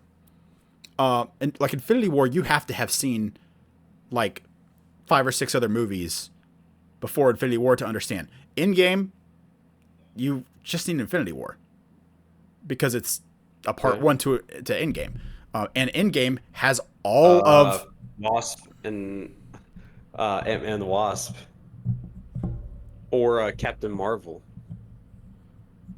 Yeah, true. Yeah. But you don't. I'll give you that. Yeah.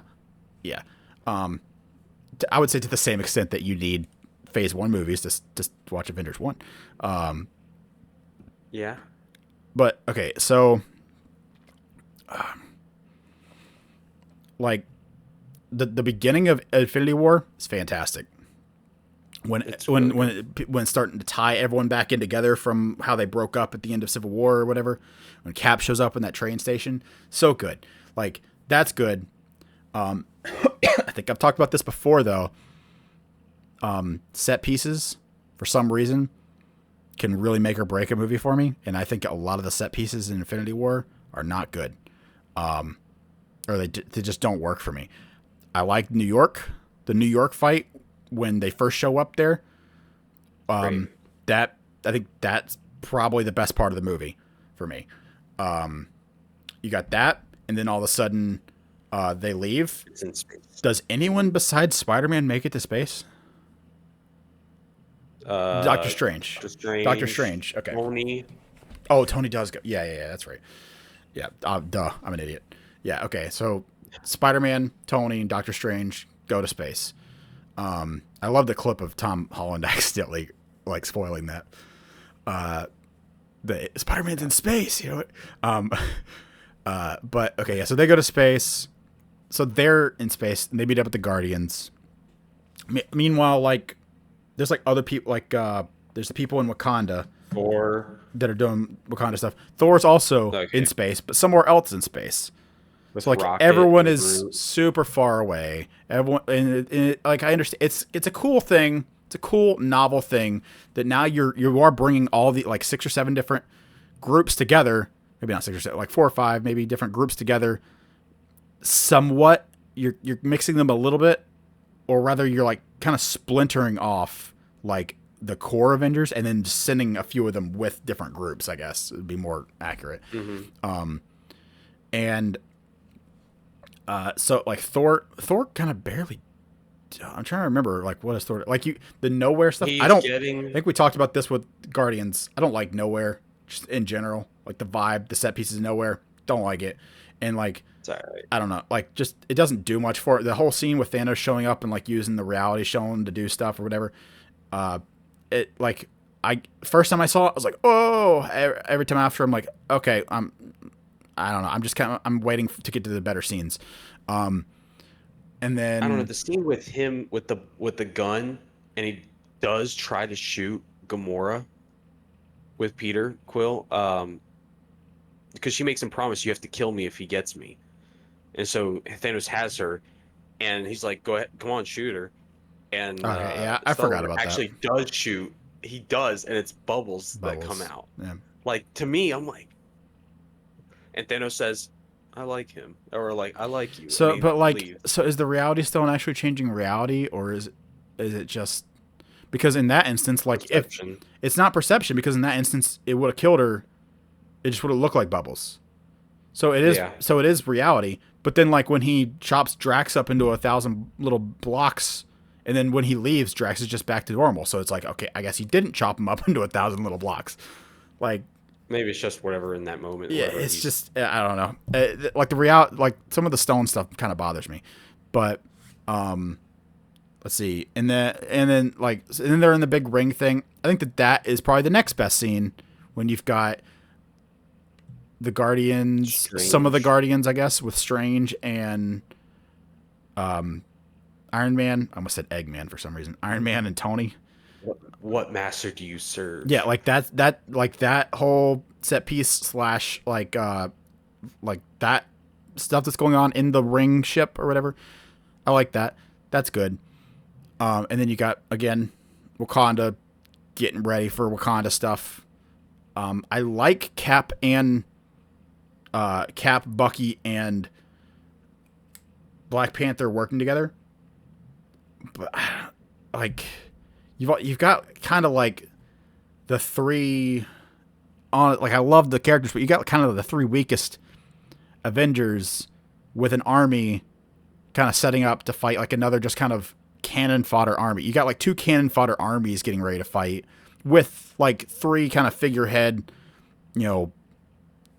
heavy hitters at the front, but it's like that I think that would have been like even more. I don't know. I mean, there's just things where just my like there's like scenes that are very there's like aspects so many aspects of this movie, they're just very unsatisfying to me. I think that's what the set piece stuff happened. What's going on with the set piece stuff for me is like that. The giant red planet that they fight on. But like Titan. Like I like Titan better than Wakanda, but like Titan still like doesn't do much for me. Like there's parts of it, there's certain scenes where, but it's really it's more like the character moments that are good for me there than I don't like just something about like Titan itself just doesn't do much for me. It kind of pulls me out of it a little bit. And then it's just like, oh, will he, won't he win type of thing. That's like the whole deal or whatever. And then I think the worst Oh, you go ahead because you might be saying it. I was gonna switch to Thor, but Oh, I was gonna say I think the worst part about the movie is you really couldn't come up with a better way for them to lose than for Star-Lord to inexplicably, punch him I repeatedly in don't the mind that. face. That really doesn't bother me.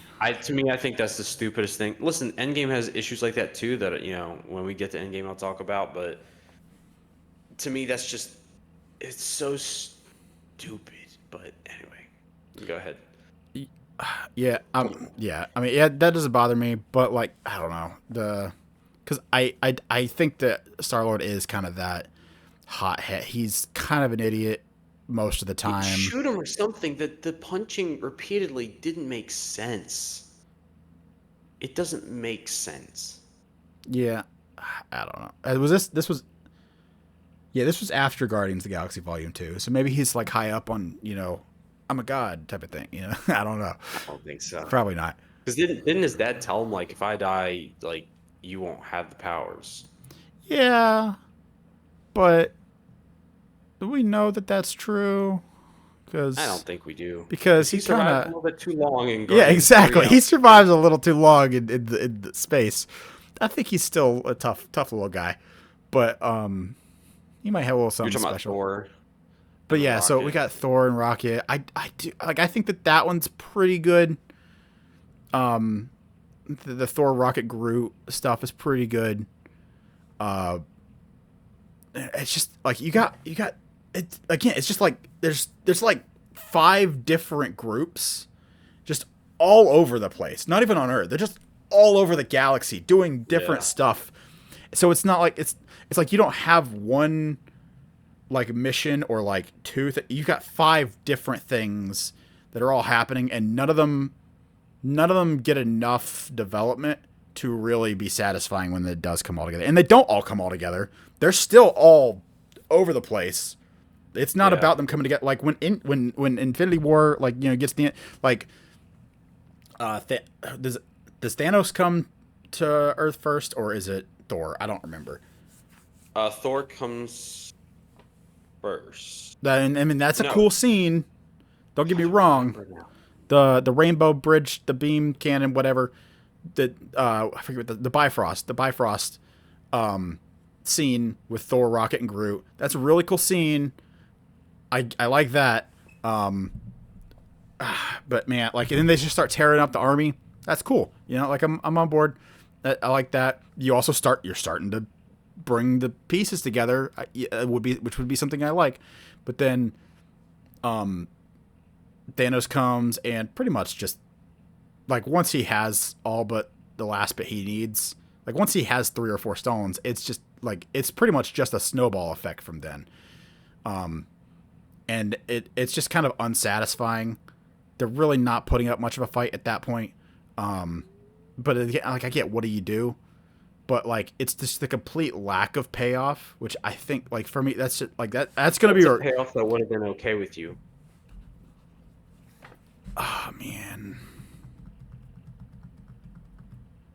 I don't know, but like just because I don't have the answer doesn't mean that there's not one. I mean, it's not. I don't write these movies. I know, but like, I think in order for you to say like, there's no payoff, what are you looking for? Okay, What but payoff but do you- if I go watch Five Nights at Freddy's 2 and I'm like, wow, this writing and dialogue is really bad. I can't be like, oh, and here like, let me write the movie but for you. You can point to and say like that was unnecessary, or like why'd you say it like that? Why didn't you just do this instead? A lot of times we will say things of that's not good.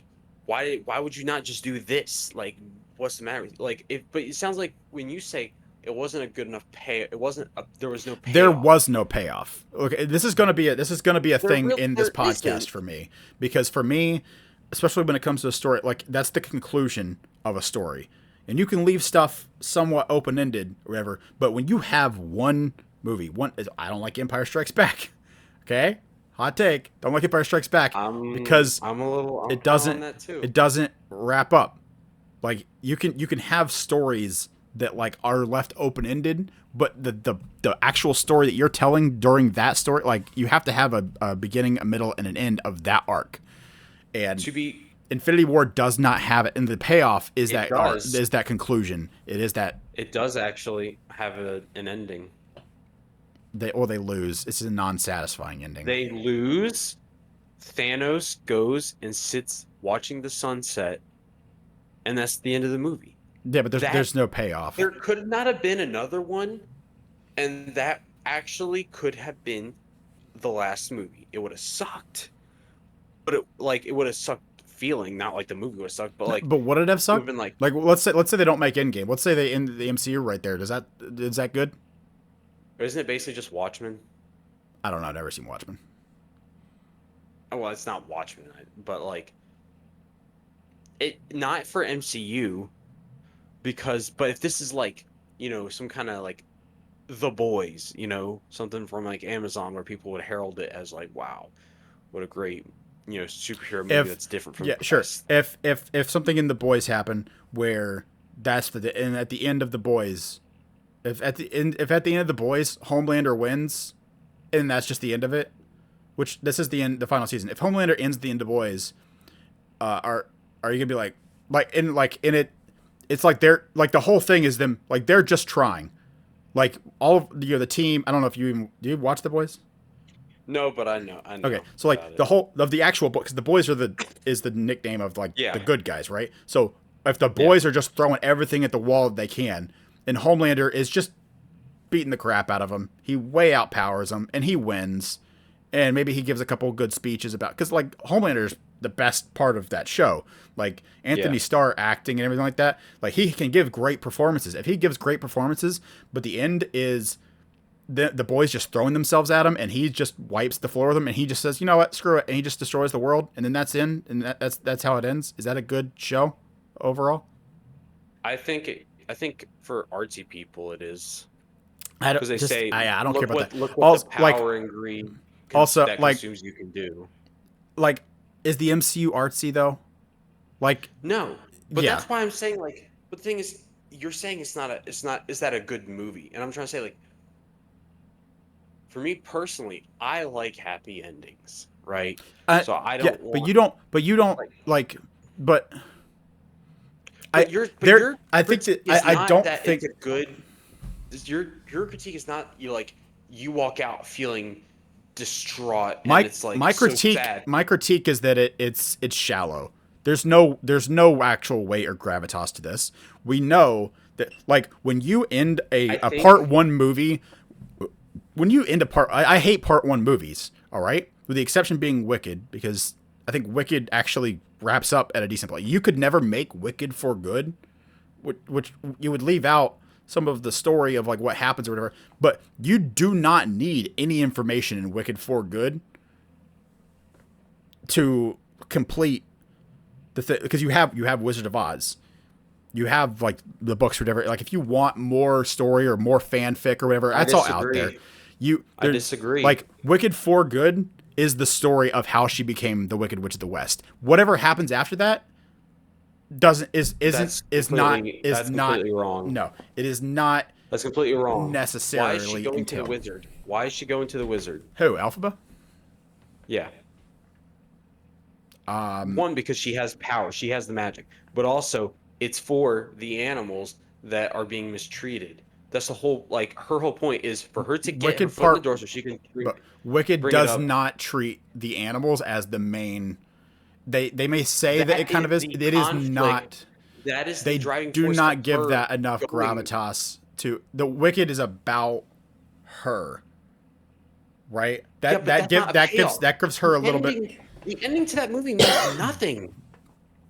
She drives off. She rides off Wicked, on a broomstick. but Wicked is a prequel.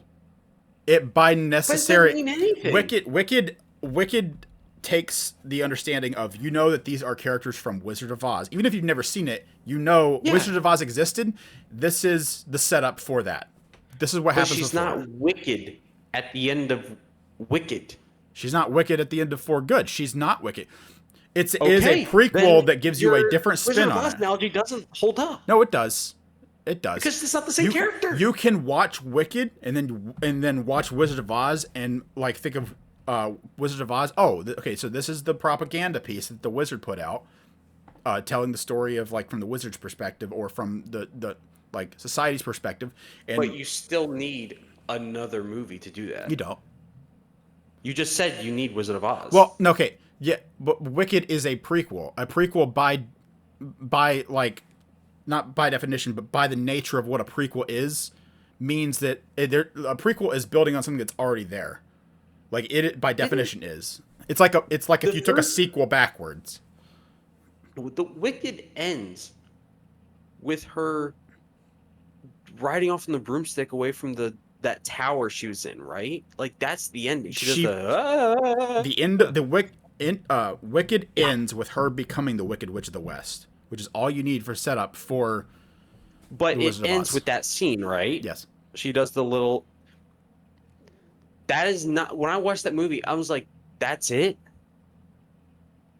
That's all." Like, of course, there's got to be another one because I have no idea. Like, that's not conclusion. I don't think that's a fair criticism to have of Infinity War and then say, well, something you could have modeled was Wicked. When no, but I'm telling you, like Wicked, much more satisfied with Infinity War's ending than Wicked. Well, but like Wicked is a different. Maybe it's not the best analogy because like, Wicked by its definition is a prequel.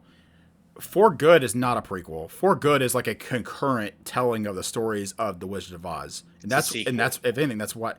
Yes, it's a sequel to Wicked, but it's also a concurrent. Like Wicked is a prequel to both movies, which is weird. Well, it's not a prequel to Wicked for Good because Wicked for Good. It's not canon. It's not canon. There's no yeah. I don't know if there's a canon with Wizard of Oz, but yeah, it's not canon. There's always a canon. But I'm talking about like from the structure, the story structure of it, like. Like, even going into Wicked, knowing it's a part 1 and a part 2, I expected to have the same problems I have with Infinity War, with Across the Spider-Verse, with anything that's a part 1, with Empire Strikes Back. I expected to have those with Wicked. I do think Wicked wraps up the story it's trying to tell in part 1 in a satisfying way to where you can, like, when you tack on For Good, that's extra. That's, here's more to that story. So then, whereas Infinity War, like if you're gonna like you have this MCU world, which in reality, like you're not artsy, okay? Like I understand film is art and all that, but like you're not out of the artsy. Equation, the context. You're looking at this from the viewpoint of you have Endgame that helps you complete it. You're not viewing it as you just walked out of the theater having watched Avengers Infinity War with no knowledge of how it's going to happen. Happen after. Personally, the way I look at it is the MCU, like you already have 3 other movies coming out next year and half these characters that are in them are dead, so I don't believe you. And it feels cheap to me. That's the way I personally look at it. The other way I could say you look at it isn't even to acknowledge Endgame. It's to be like, okay, let's just say you ended it in Infinity War. Is that good? Is that satisfying? You happy with that? No. Exactly. But the thing is, we thought they were going to bring people back, but we didn't know who was going to die. It doesn't matter if they die if you're bringing them back. There's no stakes. No. Who cares? If they bring them back from the snap, we had no idea who would die. It's the opposite of payback. Or not payback, payoff. It's the opposite of payoff. It's pay on. Like I disagree. I think for Infinity War, it's beautiful. It's great. There's no stakes. There's nothing earned. Combine all these different groups of heroes you would never pair together, and it somehow works. Like for fun. Yeah, I get it. It's better in Endgame. A lot of them culminate in one area, in one spot that works out really well, and another, it doesn't work out so great in the other hand for them, like with Tony being stranded on Titan with Nebula. But that plays into Endgame as well. But that happening, the shock of that is, I think that is a top I think it's 5 cheap. probably movie moment of all time. I think it's I don't cheap. think it's cheap. I don't think it's cheap. Because also, maybe it's because I wasn't of the age where I was checking Twitter to see like what are the cast announcements. I didn't really know I entirely think of who was I all in what. I think more than like everyone complains about the MCU being a lot of people do. People who aren't big MCU fans complain like, "Oh, I have to watch 19 other movies to understand this or whatever." In reality, the vast majority of the movies you don't. But Infinity War, more than any other movie in the entire MCU, you have to have a lot of prior knowledge, and you cannot just watch Endgame or just watch Infinity War. You can just watch Endgame. It won't be as good. No, it won't be nearly If as you've good. watched Infinity War before, Nope, you don't have to watch Infinity War to watch Endgame. no, They give you I the completely information you need disagree. to. It will not like if a person who watched Infinity Yeah, War but needs it's Endgame, not the it'll be great. same. You get all the payoff. It's not the same. You have like an Endgame for anyone who's never seen What's the any first? other What's MCU the movie. first scene of Endgame? I'm trying to remember because I know it The says 5 years later. the first But scene, I don't remember the first. I know like very early. The first one or two scenes is them setting up it's him. after the snap. It's Tony or not Tony, Steve at the grief circle. They Well, that's establish 5 years later. It's actually Tony with Nebula on the ship, and him then saying Captain goodbye to Marvel Pop or Hop brings them. Pepper Hopper, yeah, Pepper, yeah. Yeah, and then Captain Marvel saves him, and he gets to Earth, and then he, says like you weren't there, and that's when it's 5 years later, and that's when it's the grief council And I would meeting say with. like people who have never seen anything are not going to appreciate that the way that everyone else will, but that is on the same level as a lot of these like post-apocalyptic movies or whatever, like where you have a setup like Zombieland or something where like the world's already like something at the beginning. We're already dealing with this, and then we're gonna or whatever. Like now this movie is about how we deal with this problem. The world is already set up like that. We're giving you a little bit of exposition. It would be a lot better if you already knew about it. But you can sit your grandparent. Your grandparents. You be at Christmas. You could put on Infinity or They're gonna be Endgame. like, "What the heck is going on?" Yeah, but they're like that anyway. But like Infinity War is not well. If you showed your girlfriend this, and she had never seen the others, and you watch Endgame with her after like you saw Infinity War, she didn't. She only saw Endgame. She's gonna look at you while you're bawling your eyes out and be like, "What is going on?" Okay, yes. You cannot if you take someone who has never seen an MCU movie and has never had any, because they're gonna have, if they've never seen an MCU movie, obviously they're gonna have biases against it or whatever at this point in time, or they're gonna have knowledge about it like it's the biggest franchise in movie history, whatever, blah blah blah. But if you were able to take one or two people who had never seen or heard, like have zero knowledge of any of it, put them each in a room, play just Infinity War for one, play just Endgame for one. Both of those experiences are not going to be what they should be because they both are heightened by other stuff existing around it.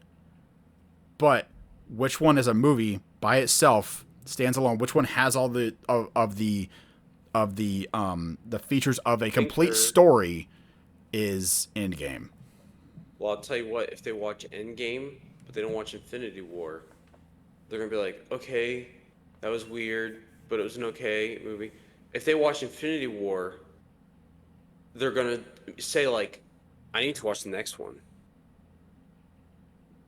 Well, yeah, but yeah, that's not good. Well, Well, like I I understand think from it's a good that marketing perspective, it's good, but like if you watch they're Endgame gonna by be itself, like, though, there's gonna be like, you're where's like, the rest of the I movie? don't want to. I don't care much for the rest of like any movies in this genre. I don't, I If don't, you watch, I don't think they're gonna be like, I need to watch the next one. They're gonna be like, where's the rest of the? Why'd you stop it? Push play. Where's the rest of the movie? I don't know. So, what do you give Infinity War out of 10?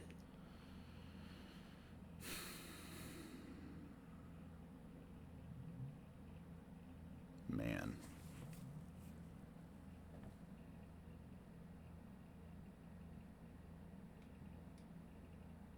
I'll give it an 8. I give it an 8.5. What do you give? Okay, and then so Infinity War. We can stop talking about that now. We'll do Endgame pretty quickly. I don't think we need to go. Yeah, as there's deeply not into it. there's not as much to it. Just highlights for me for Endgame and Infinity War. Like, let me cover my negatives first. Hulk has been absolutely wrecked in these movies.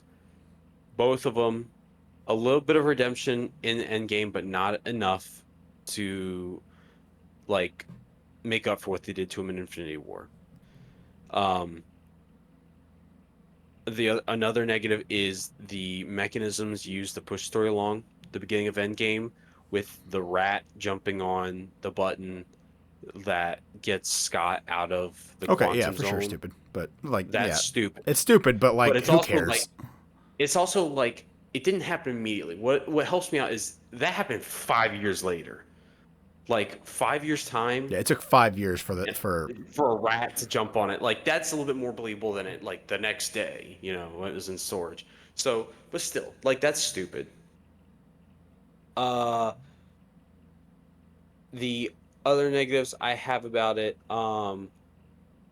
the fight could have been, done a little bit better as far as, again, what Hulk did, where the location is, this random. I know it's supposed to be like at the Avengers base or whatever, but like it's another. Oh man, I love that bad set piece. I think that set piece is great. Really? Way So, better like, than I feel Wakanda. But Like the color and everything. there's I think certain it's things just of it works for me. Ant-Man's here, but Ant-Man's also, here. Like, Yeah, I've seen people like point there's those things like things that out. don't For make sure. sense. I think the worst thing is the women power scene. Just why? Like, it really doesn't put a blemish on it. It takes me out of it. This is such a serious, Yeah, tense scene, and I then think that is the worst scene in the movie. it is so bad. But like, there's And nothing else in the movie that's anywhere close to that. I would say. but I think that might be the end of my negatives. I'm trying to think if there's anything else I forgot. But then besides that, to talk about the positives, everybody besides the people I mentioned are like on another level as far as their characters. It's, Black Widow. Yeah, it's Fire. like the best version. It's like Cat. it's the ultimate. Great. This movie, this should have just been called Avengers Payoff. This is the payoff movie. Everything. This is Even the Hawkeye. entire MCU. Even Hawkeye as Ronin was fantastic in this movie. And Yep. I think people hate on this movie because it's a time travel thing. Can I tell you? Time travel works in it. When this movie it works. was coming out, and I was trying to avoid spoilers, one thing I was seeing because I was just thinking, like, how do you get all these people back after the snap? I had heard a report that they're going to use time travel, and I was like, please God, no, because I was like, I do not want time travel involved with something that is supposed to be the biggest payout. The pressure on this movie to be like the one of the best superhero movies of all time, with how much pressure there's on it, also goes into me giving it probably a 9.5. Yeah, I give it a 9.5 because like the pressure on that, and then on top of it, I'm like, I don't want time travel. It's going to be too much. There's going to be so many paradoxes. I don't want that. This is one of the most well done time travel movies I've ever seen. The fact that they use, Hulk to kind of explain it. Yeah, it's not perfect, but no time travel is. But it's consistent. It makes sense. It works. It has like the normal amount of like time travel plot holes or whatever. But it's not like whatever. It's not just thrown together or not thought about. Like most of the stuff is consistent or makes sense. Also, like man, you act like the people like it's not even like everyone's separated and at the end they come together. Like almost this whole movie, the people that are left are together doing stuff. It's like from almost the beginning, everyone's together, and then the group that's together just grows when you bring everyone back. Like immediately, like the snap happens. The trio, like I agree with Raffaello. The portal scene, is the best thing in the MCU. Yeah. Okay? I also forgot Thor. I don't like what they did to him, but I know Uh, they had to power scale him I don't down. I don't mind what they did to him here. I don't like it later, like when they keep doing the same thing to Thor. Like with obviously it's not good when Love they and do the same thing Thunder. in Love and Thunder when it's the same arc. Well, I think the beginning people hate on the Fortnite thing. Yeah, I I don't think care. that scene is hilarious. Yeah, I I don't think it's care. hilarious, but I don't like making him, fat Thor. It doesn't make sense to me, but whatever. Yeah, I mean, like as far as he knows, one Thor clearly has this character flaw where that's kind of his what he's likely to do. He's likely to kind of recluse himself, get depressed and stuff like that. Like we've seen similar things before that, and then we've seen him do like the exact same thing a few times afterwards. But like, so that's kind of like his mo. But also, like people are like, "Oh, I can't believe he wouldn't let himself go." I'm like, that's kind of like in character for him, but also like there's nothing else he could do after that. Like I think that they hint at that not just him, but like the Avengers that are left tried for a little while to like track Thanos down or whatever. Like they were like looking for stuff, and they were also like Captain Marvel's like going across the galaxy trying to look for people They to did help and stuff track like that. Thanos down. Eventually, yeah, but like It didn't take long. it didn't take long. I don't remember. I thought it was like, They found him pretty quickly, and then they went and killed oh him. I yeah, don't think that's right. They went and killed him, but then it's like it doesn't matter at that point, and that's why Thor Yeah. is set because Thor did do it. That's what he's like. Yeah, yeah. I am for that. You're right. Yeah, yeah, yeah. I'm misremembering that. Yeah, yeah, yeah. But that's what for some reason I was thinking that was after the 5-year thing. That's But another no. great thing about it is like you're like, man, they gotta get the stones back. They're going to snap it, and immediately in that first whatever 10, 15 minutes, they say they killed Thanos. He got rid of the stones. All this stuff, and then they say 5 years later. So it's not. This is not. You're like trying to figure out how they're going to quick fix this. There is no quick fix. There's actual Which is trauma. great. That is These people to me that hits so lost much 5 years. harder than like, oh no, Spider-Man, who's got another movie in 3 months, is dead somehow. Like that like the 5 years later thing. The first like quarter of Endgame is But we knew so they much. weren't going to kill Spider-Man. We knew they weren't going to kill Spider-Man. That's not. Exactly. We knew they That's weren't going to not- kill anybody. Well, we didn't know Well- they weren't going to kill anybody, but we knew if people got snapped, like half the people who got snapped have a movie next year. like okay, so this means They could've done nothing. that better. People who died, like Gamora, were like, oh, Gamora died. Like, is Gamora? Are they going to find a way to get Gamora back? That'd be cheap. I'm glad they didn't do that. But like the way the people who die like that, to be clear, like that's an actual emotional gut punch. The people who get snapped, they could be like just the alternate universe. Who knows? Like whatever, it doesn't matter. Like that they're not dead or they are dead, but it doesn't really matter because they're gonna come back. Also, I will say, like, Endgame, another strong Tony movie, and to like reiterating the thing with Infinity War about like hey, you couldn't like necessarily like both people would be confused watching only one of these movies. Like you have like they clearly would not have the same emotional payoff. They wouldn't have like they'd have like maybe a tenth of it that we have if they were just watching that movie, the connection to these people or whatever. But the thing is, early on, like you get the backstory, you get the right amount of show don't tell. You get exposition on the world. You understand what's happening. You understand what happened at the beginning. You see how it's affected everyone. You see Tony's life now. He's everyone is rough, but Tony's like living in a cabin somewhere. He's with Pepper. He has a kid now. He's like doing like he finally has a good life or whatever. You've got like Tony as a character. You see who he is. You get like him as a character. If you've never seen any of the other movies, you get who Tony is and also all the stuff he has to live for and why he isn't joining this fight at the beginning, like early on in the movie. You get that. And then throughout the movie, you have him still trying as hard as he can, along with everyone else, of course. But you get Tony specifically. You get this development. You get his family. You see his stakes. You understand why this character matters. You understand why his effort matters and why he's reluctant to help. You get all the stuff and why Tony is like, again, like the central character. You get all this, and then Tony's like the key, getting it all the way through. Tony does all this stuff. Like, you see his stuff with his dad. You don't know like all of the history that we know, but you see the relationship with his dad. You like, they acknowledge, you understand that's his dad. You understand what's happening in that scene, in the scenes with his dad in the past and stuff like that. You understand that stuff. You don't understand the Easter eggs with the Avengers 1 scenes and all that, but you do get the development of Tony even in this movie.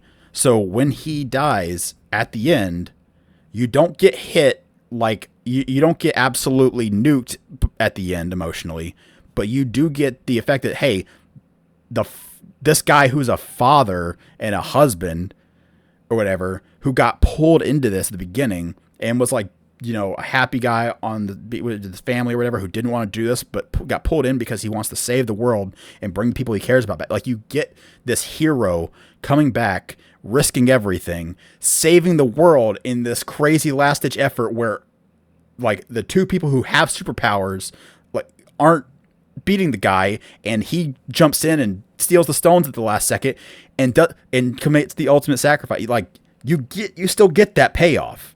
And it's not even, you don't need the payoff of the last 10 years. The payoff for just this movie, understanding what he's sacrificing, everything, that's all set up in here. Listen, I agree. I think you're too low on Infinity War. I mean, I'm at an 8. I think it's a great movie. like 8 is great. So I think that some of the critiques they're understandable but inconsistent, I think. Maybe. And it also could be that people are clearly higher on Infinity War. So I could be kind of like trying to offset that by being a little bit more antagonistic to it. Maybe, for sure. It's hard to pull the portal scene from my cold dead hands. No, absolutely. You're not gonna but also like Endgame has the portal scene, which is the best scene in the MCU. It also has the I get the Marvel's Trinity. Like, when I think of the Trinity, you get the DC Trinity, but the Marvel top 3 or whatever, the 3 big dot. Yeah. Like, when they're up there, Thor changes or whatever and calls us stuff or whatever.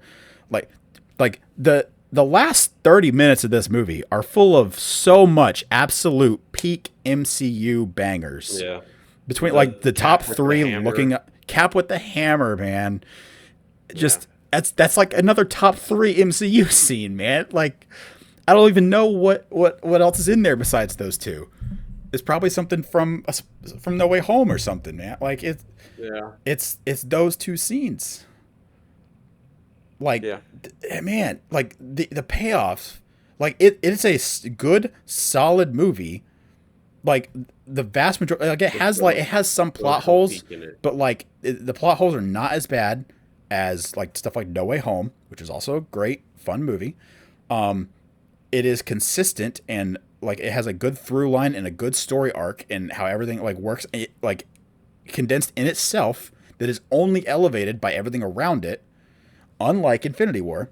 Infinity War is elevated by stuff around it, but like Infinity War does not have like, I think Infinity War is more messy. I think Endgame is cleaner. You're saying Infinity War is not as complete of a movie as Endgame. It's not as complete, but also I don't think it's as satisfying. Well, it's not. That's going to be the whole point, because it's not a happy ending. I know, but even with the like, I don't think that, like, I don't know, like, I don't know how to describe how something is satisfying. You can have things that are sad or even bittersweet that are satisfying. Like No Way Home.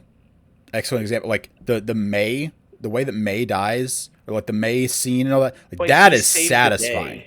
I'm not talking about the ending. I'm not talking about the ending. I'm talking about scenes and arcs and stuff like that are satisfying.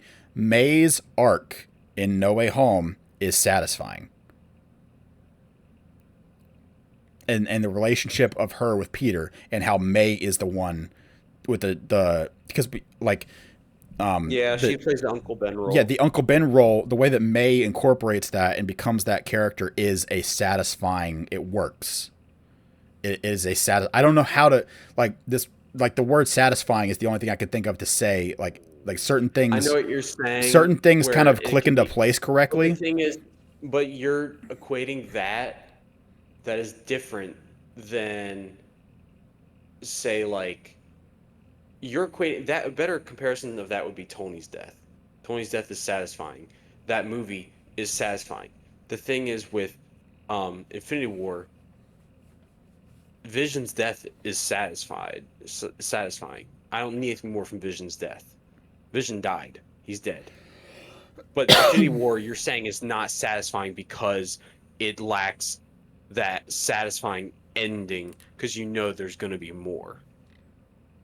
I don't know if I would say Vision's death is satisfying.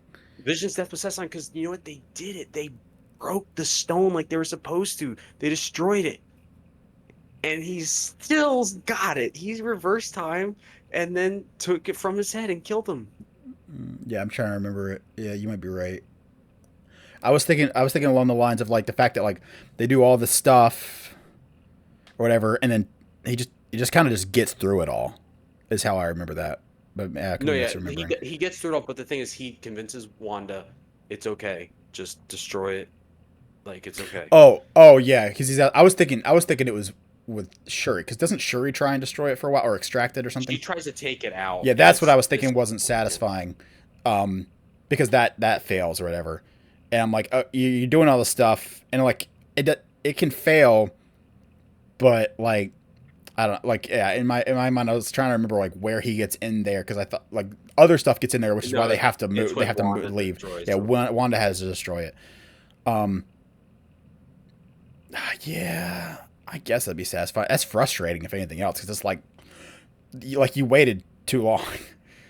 Uh, I don't know if I would say that's satisfying. I don't know. Maybe I'd have to think about that. Well, we'll agree to disagree. So okay, But so we for got to our wrap rank, this what are up. our, Okay, so for our yeah, final ranking, ranking? all right, final ranking. This is our final ranking. If you want to find that out, you can. If I'm gonna Skip clip to the this, end. yeah, I'm gonna clip this.